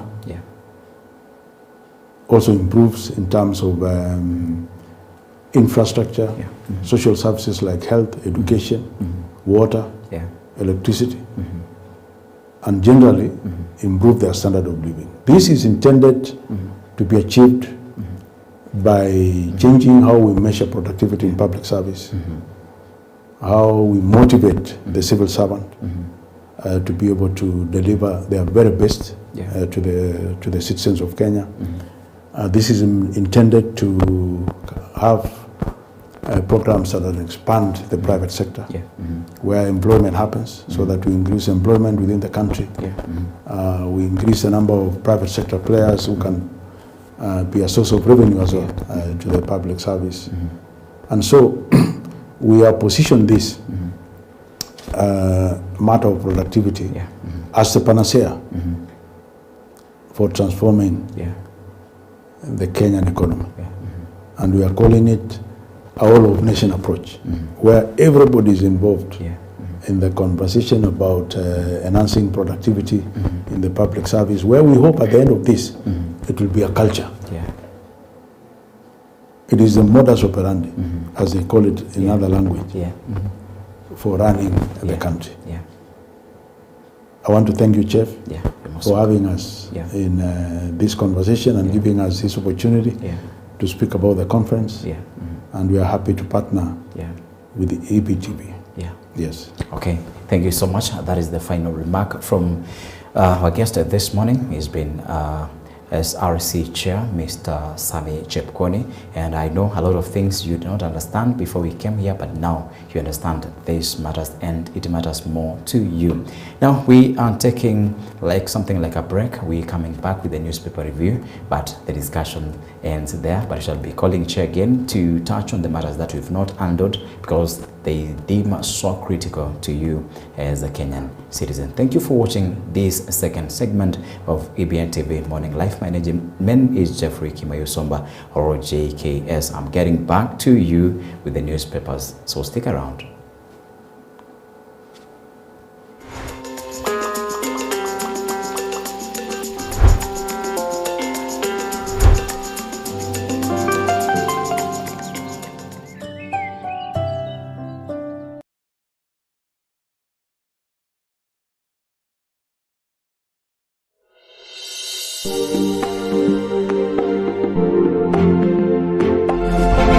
You are watching EBN TV, transforming your world. EBN TV cares about the growth of your business. To advertise with us, call 0725 386 501 or 0740 653 453. EBN TV, transforming your world. You are watching EBN TV, transforming your world. Are you ready for an uplifting experience? On Your Faith Today, dive deep into the life-changing message from the Word of God. Join Reverend Felix Kavoy as he shares powerful insights that will inspire, encourage, and strengthen your faith. It is one thing to receive a prophetic word. It is another thing altogether to see that prophetic word come to pass in your life. But that's not all. Experience special sessions of worship that will stir your soul and draw you closer to God.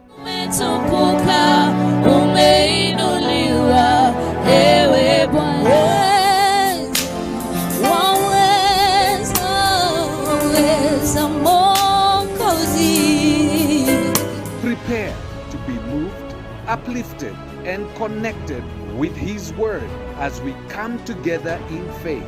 Catch Your Faith Today every Tuesday and Thursday from 9 a.m. to 10:30 a.m. Tune in and let your spirit be renewed.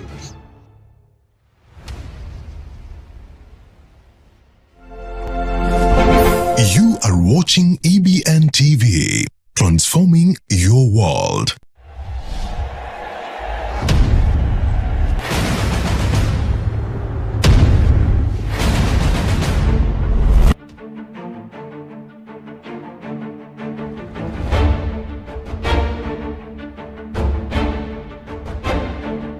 Sports isn't just a game. It's passion. He's done it. Jakub Mensik is the champion in Miami. Drama.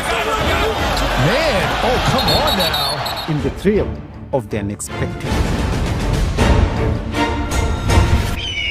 From the stadiums to the streets, we bring the game to you.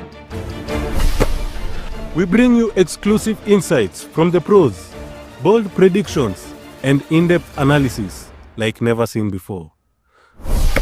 Get ready for the action, the controversy, and this is bubbled over. Montez shown red, and the moments that define greatness.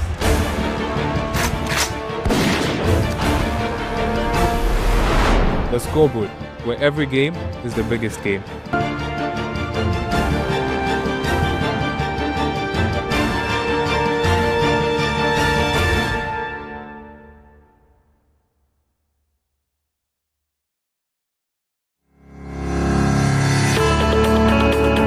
My name is Mary Mombua and I watch EBN TV. For gospel music, I, Anton Dacho, I watch EBN TV. I watch EBN TV. Do you? I watch EBN TV. For educative talk shows, I, Griffin Mukilia, watch EBN TV. Hey everybody, my name is Purity Mudeu and I'm just here to tell you about EBN TV. Are you somebody looking for a Christian station that can transform your world? Look no further. EBN TV, transforming your world.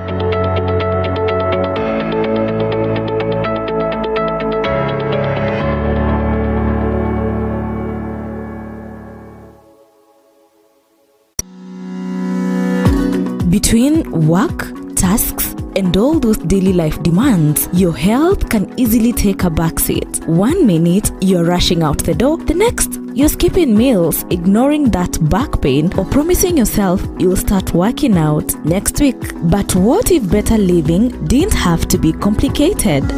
Introducing EBN Health Hour, your weekly dose of better living. Hosted by the insightful and relatable Jeff Somba, this is where real life meets real health solutions. From nutrition and fitness to mental wellness and everyday habits that actually work, EBN Health Hour breaks it down in a simple, practical, and relatable way. So whether you're looking to boost your energy, improve your lifestyle, or just take that first step towards a healthier you, we've got you covered. Catch EBN Health Hour every Saturday from 7 a.m. only on EBN TV. EBN Health Hour, your weekly dose of better living.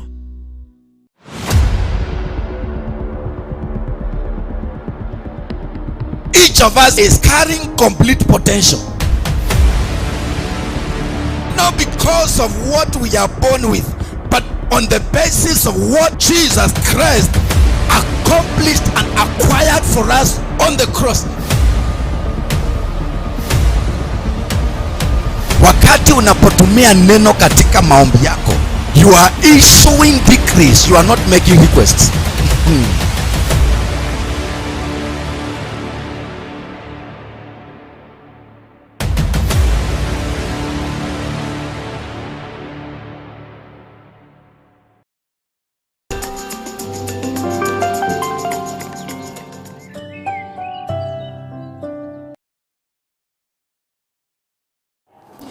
A very good morning to you once again, and this is the third segment of EBN TV Morning Live. My name is Jeffrey Kimayo Somba, and very quickly to the newspapers this morning.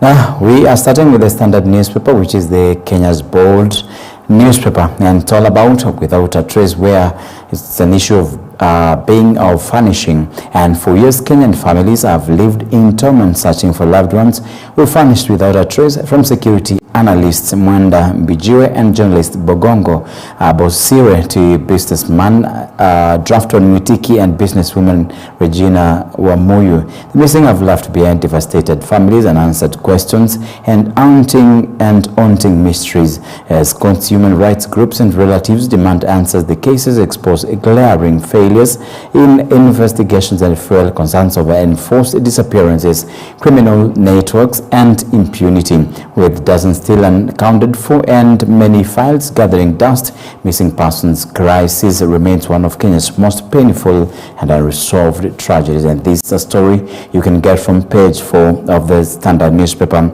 you can see pictured Drafton Mutunga Mwitiki vanished in 2020. Irene Gakwa vanished in the United States. This is in 2022. We have Mwenda Bijiwe disappeared on June 12, 2021 while traveling from Nairobi to Meru. We have got also pictured Rose Wamoyo disappeared on April 30th, 2026, and Bogongo Bosire vanished from the streets of Nairobi in September 2013. And more information of the same on page 4, where probe gaps and state silence shroud missing persons cases. And we can see Bijiwen disappeared on June 12, 2021 is among many who are vanished without a trace. The no senior official has been prosecuted despite multiple enforced disappearance cases. And you can see pictured Jane Gaturi, mother to Mwenda Bijiwe, is comforted by lawyer Evans Ondieki and a family member at Milimani Court. And we're looking at a lack of closure makes it difficult for families to process their grief of move forward. And this is from Karen Washera. He is a counseling psychologist. More of that story, pick it from page 4. Then senators seek EC faster reversal for money sent to wrong recipient. And senators want us to push service providers to fast track a process of money reversals. Then they cite court cases that have earlier sought to address the matter are in vain. Now, it is necessary to review existing regulatory framework to ensure mobile money platforms provide remedies to affected consumers. And there's a story from the senators that you need to read for yourself. Then in Nairobi, a report links poverty to dwindling forest cover in Kenya. And there is a story linking poverty and the issue of forest cover. You can check it from page 2. And we're also looking at crime at the same page, where May turns deadliest month for police killings this year. At least 24 people have been killed by police officers in May, making it the deadliest month this year, according to data compiled by the Missing Voices Coalition. And this is MVC. 49 police-related deaths were recorded between January and May, and nearly half occurred last month alone. And we are looking at also custodial deaths, where the deaths of 21 people during demos in a single month have intensified scrutiny of police conduct and raised fundamental questions about whether established standards on public order management are being observed. And this is MVC statement. Check that story from page 2. Then page 3, we're looking at the issue of cancer survivors inspired hope amid emotional financial toll, where Kenya joined the rest of the world in marking National Cancer Survivors Day this weekend. Doctors say cancer is not a death sentence. Many complete treatment and live healthy lives. And you can see pictured the cancer survivors, their families, caregivers, and members of the local community gathered in Nairobi's Texas Cancer Center to celebrate life and honor those with a history of cancer and raise awareness on the disease. And you can see also pictured 31-year-old Derek Omondi during an interview with the Standard Media. And this so concerning the issue of cancer, where at exactly 1:17 p.m. Derek Omondi walks into a hall filled with cancer survivors gathered to mark a National Cancer Survivors Day. The room is full of conversations, laughter, and stories of hope. In turn, survivors share their journeys, offering encouragement those still battling the disease. Check that story from page 3. We've done page 4 to page 5. Tabitha Karanja, named among top African icons, where the Nakuru senator received an honorary doctorate in Kigali, celebrating her role in business and women's empowerment. Then the award also recognized her contribution to Africa's wider economic development. You can see her pictured there. Then moving on.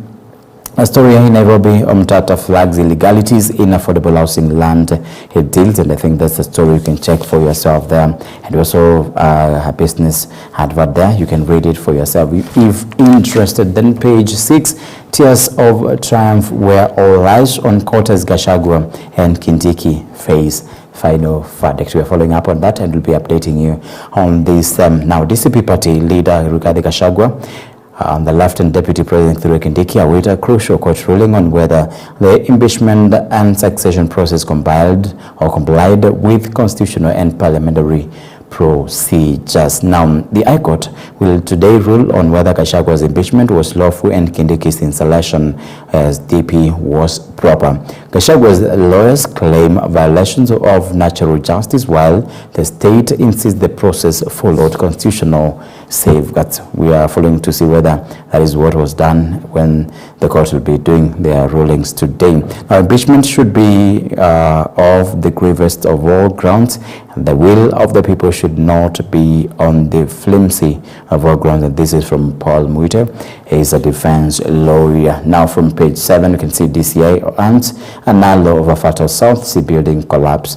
Investigators and the DPP have linked the urban planning chief to regulatory failures at the deadly Mansil Towers collapse, where they are recommending prosecution alongside 36 others suspects in the scandal that left 12 dead and several others injured. And you can see suspended Nairobi urban planning chief officer Patrick Analo pictured, and you can read more about the issue of outage consolidated results for the year ended 31st December 2025, and this is all about business and also a story on World Bank Group. Now, page 8, it's about economy, where youths in Meru receive 30 million business loans from Shofco, and we can see a different story from the same where stakeholders call for city urban planning dockets overall, and we can see pictured Nairobi Governor Johnson Sakaja before the Senate's Energy Committee in April last year.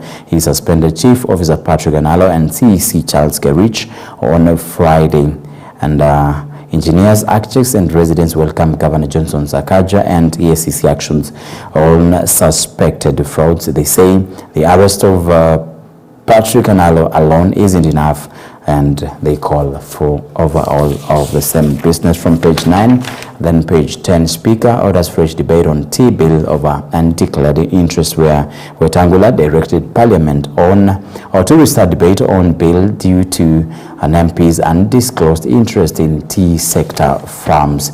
Now, the ruling forces Parliament to revisit tea reforms amid concerns over legislative integrity, and we can see a disclosure where 3 companies linked to MP Gabriel Kangombe were directly affected by provisions in the tea amendment bill, with its undisclosed participation raising credibility concerns. Then we in Nairobi, where Chinese wildlife trafficking kingpin and nabbed at JKA, then all the way to Isiolo North, and fails 62 million funds to keep learners in school.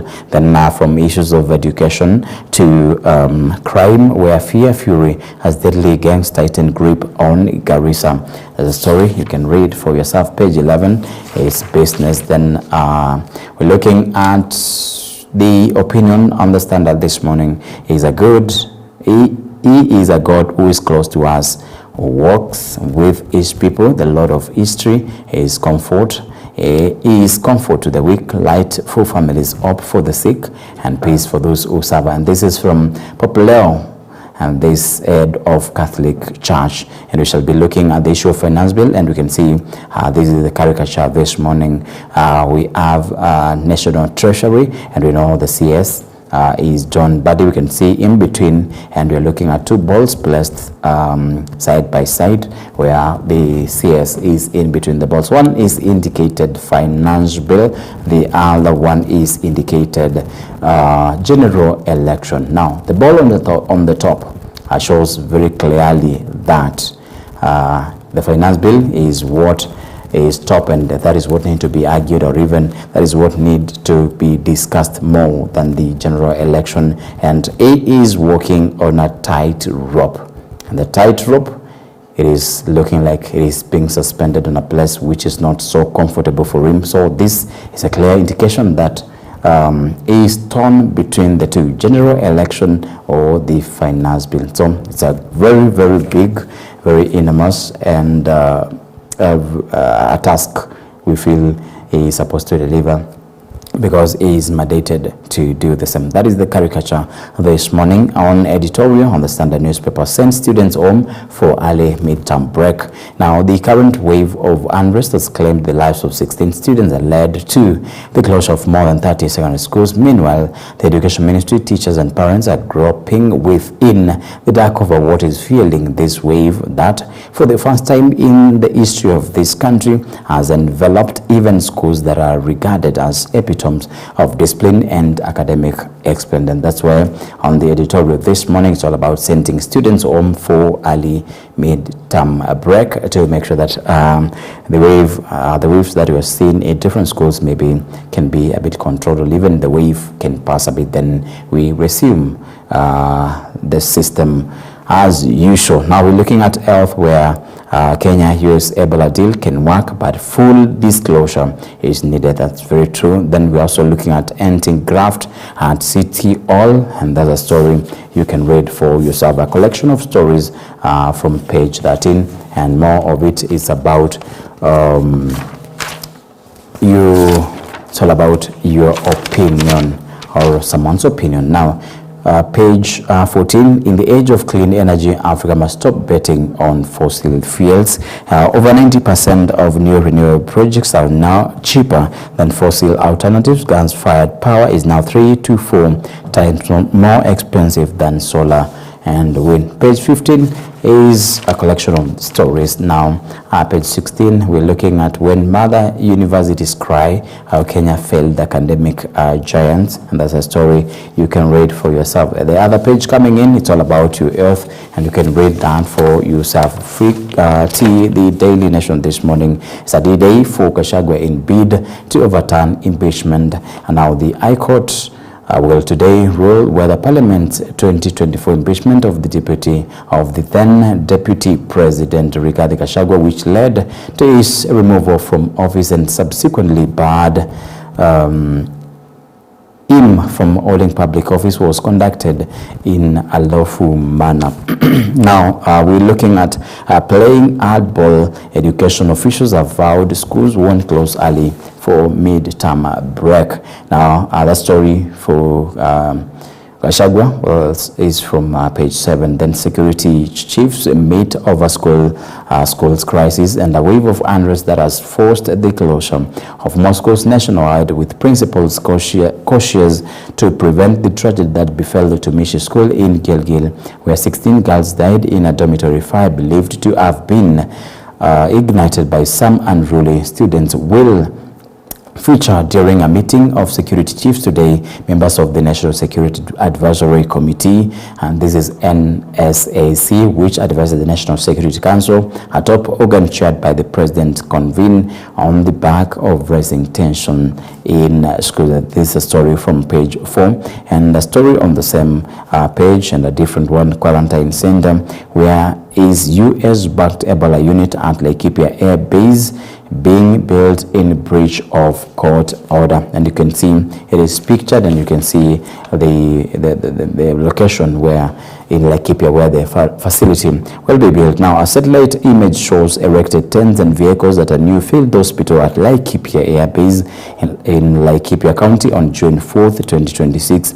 A Kenyan court has already suspended U.S. plans to open an Ebola isolation facility for American citizens at the military camp, with the proposal to send patients to the country, which has no known cases of the virus provoking. It's a provoking backlash of the same. Then we're looking at court clips, Duales wins in MKU degree course room. Health Cabinet Secretary Aden Duale has been blocked from scrapping Mount Kenya University's Bachelor of Science in Oral Health program with the High Court ruling. The minister lacked the legal authority to interfere with accredited university courses. And this is a story from page 10. Then NTSA once court order doesn't stop instant fines, where the National Transport and Safety Authority has clarified that the instant traffic fine system remains in force, explaining a recent court order only suspended the public-private partnership, and this is the PPP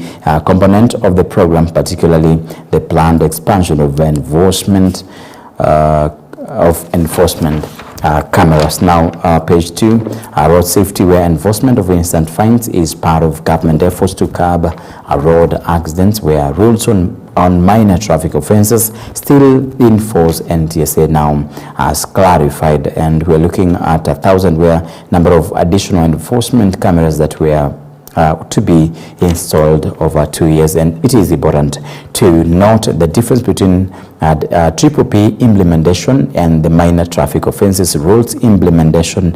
No one has suspended the rules. And moving quickly, NLC under fire over irregular staff appointment, all male leadership. And page 3 of the Daily Nation, you can see Zura Rama, one of the 16 students who died in a dormitory fire at Utumishi Senior School, was buried yesterday at a family home in Ukunda, Kwale County.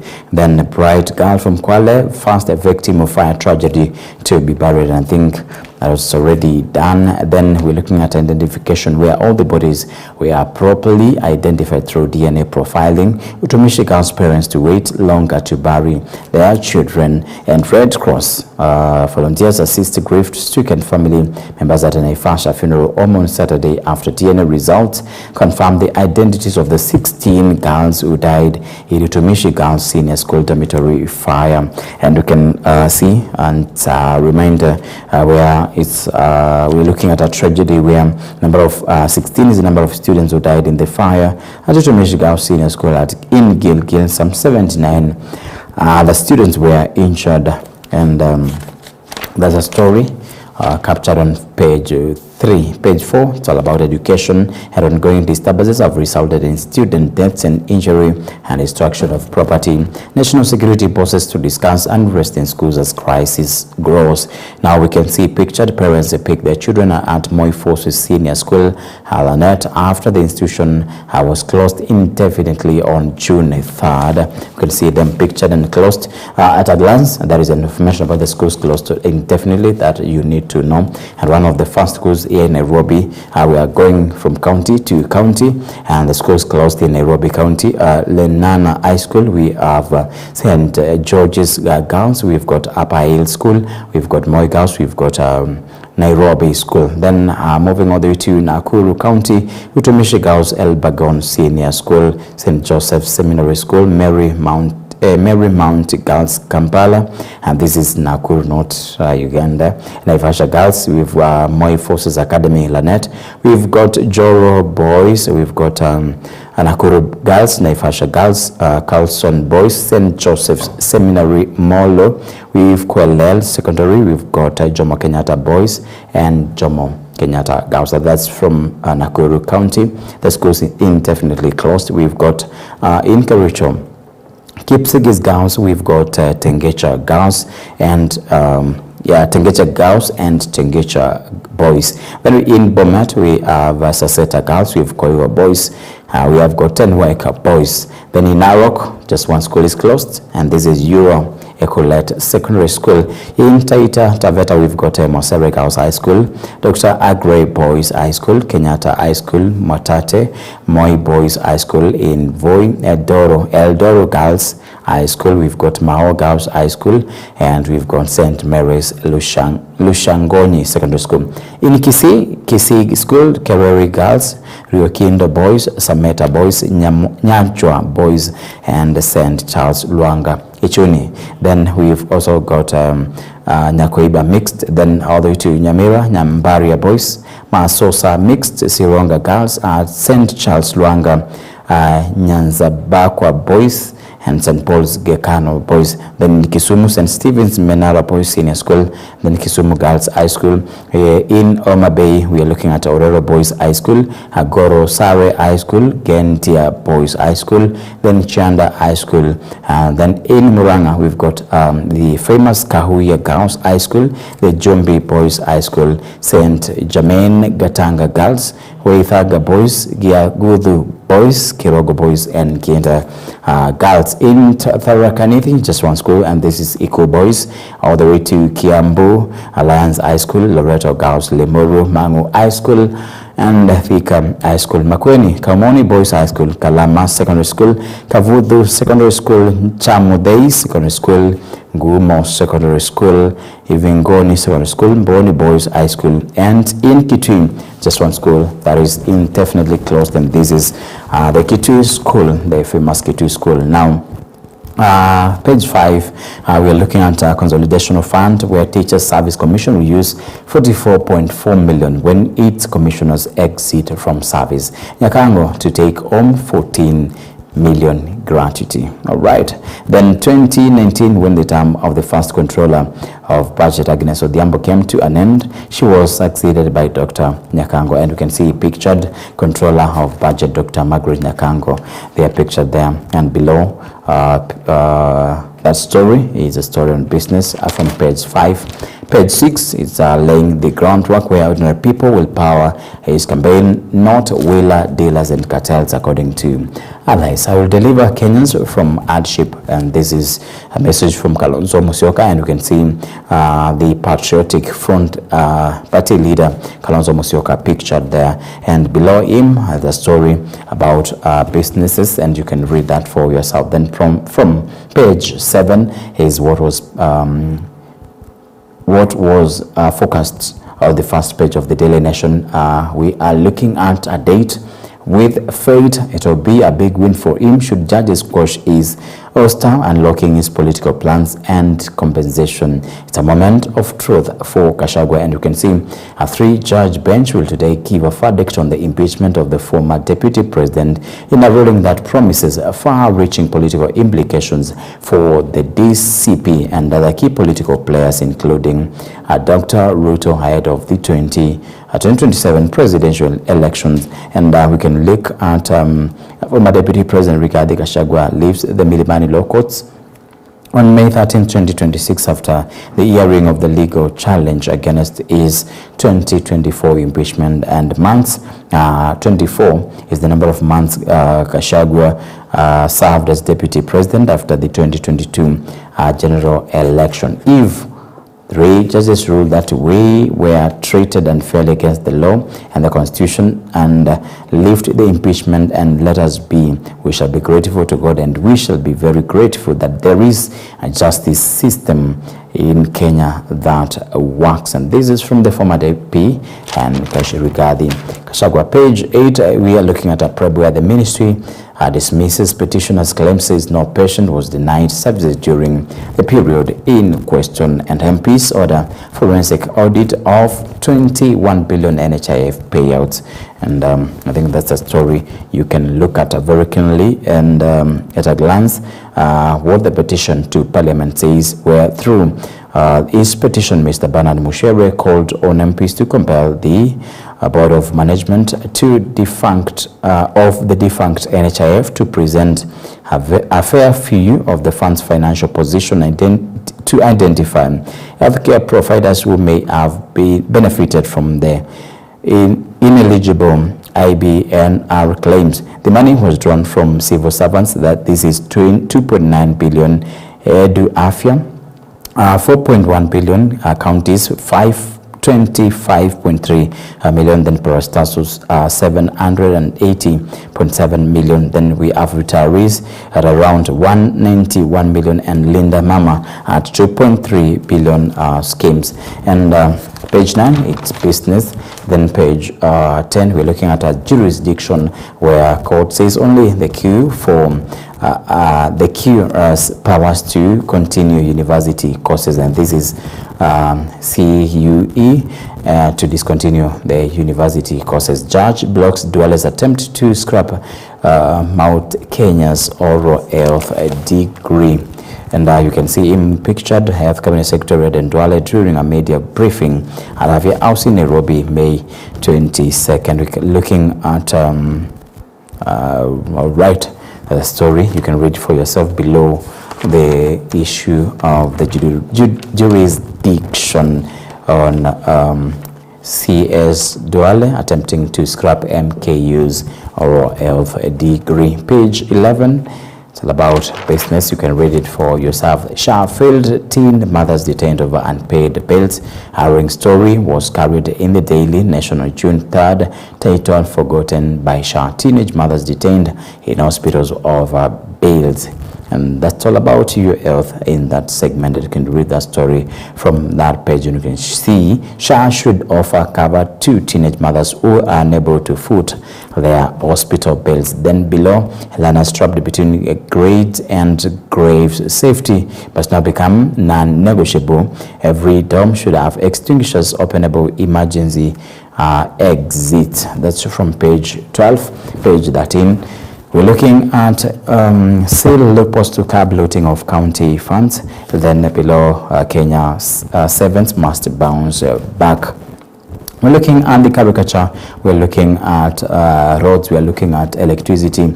We're looking at security, and we're looking at water supply. And the government is there leading at all this. And we are also there is an alarm here ringing, and it's talking of by-elections, and there is someone who is still asleep. So if you need to have more information concerning the caricature, you can get it from page 13 of the Daily Nation. Protests are basic democratic rights, and citizens are tolerated, not welcome. Their rights are grudgingly acknowledged, and demonstrations are viewed primarily as a security threat. That is from page 13 of the Daily Nation. Then we are looking at letters and a collection of them from page 14. Then page 15 is business, and Kakamega faced with a murder charge. The three accused denied responsibility. Father, two sons get 25 years in jail each for killing a relative. And I think that's the sad story where we are ending the newspaper review at. Thank you for watching up to the third segment of EBN TV's Morning Live. My name is Jeffrey Kimayo Somba. Please stick around, and thank you for watching. What's coming up next is Gato Zilango with Rose Mbula.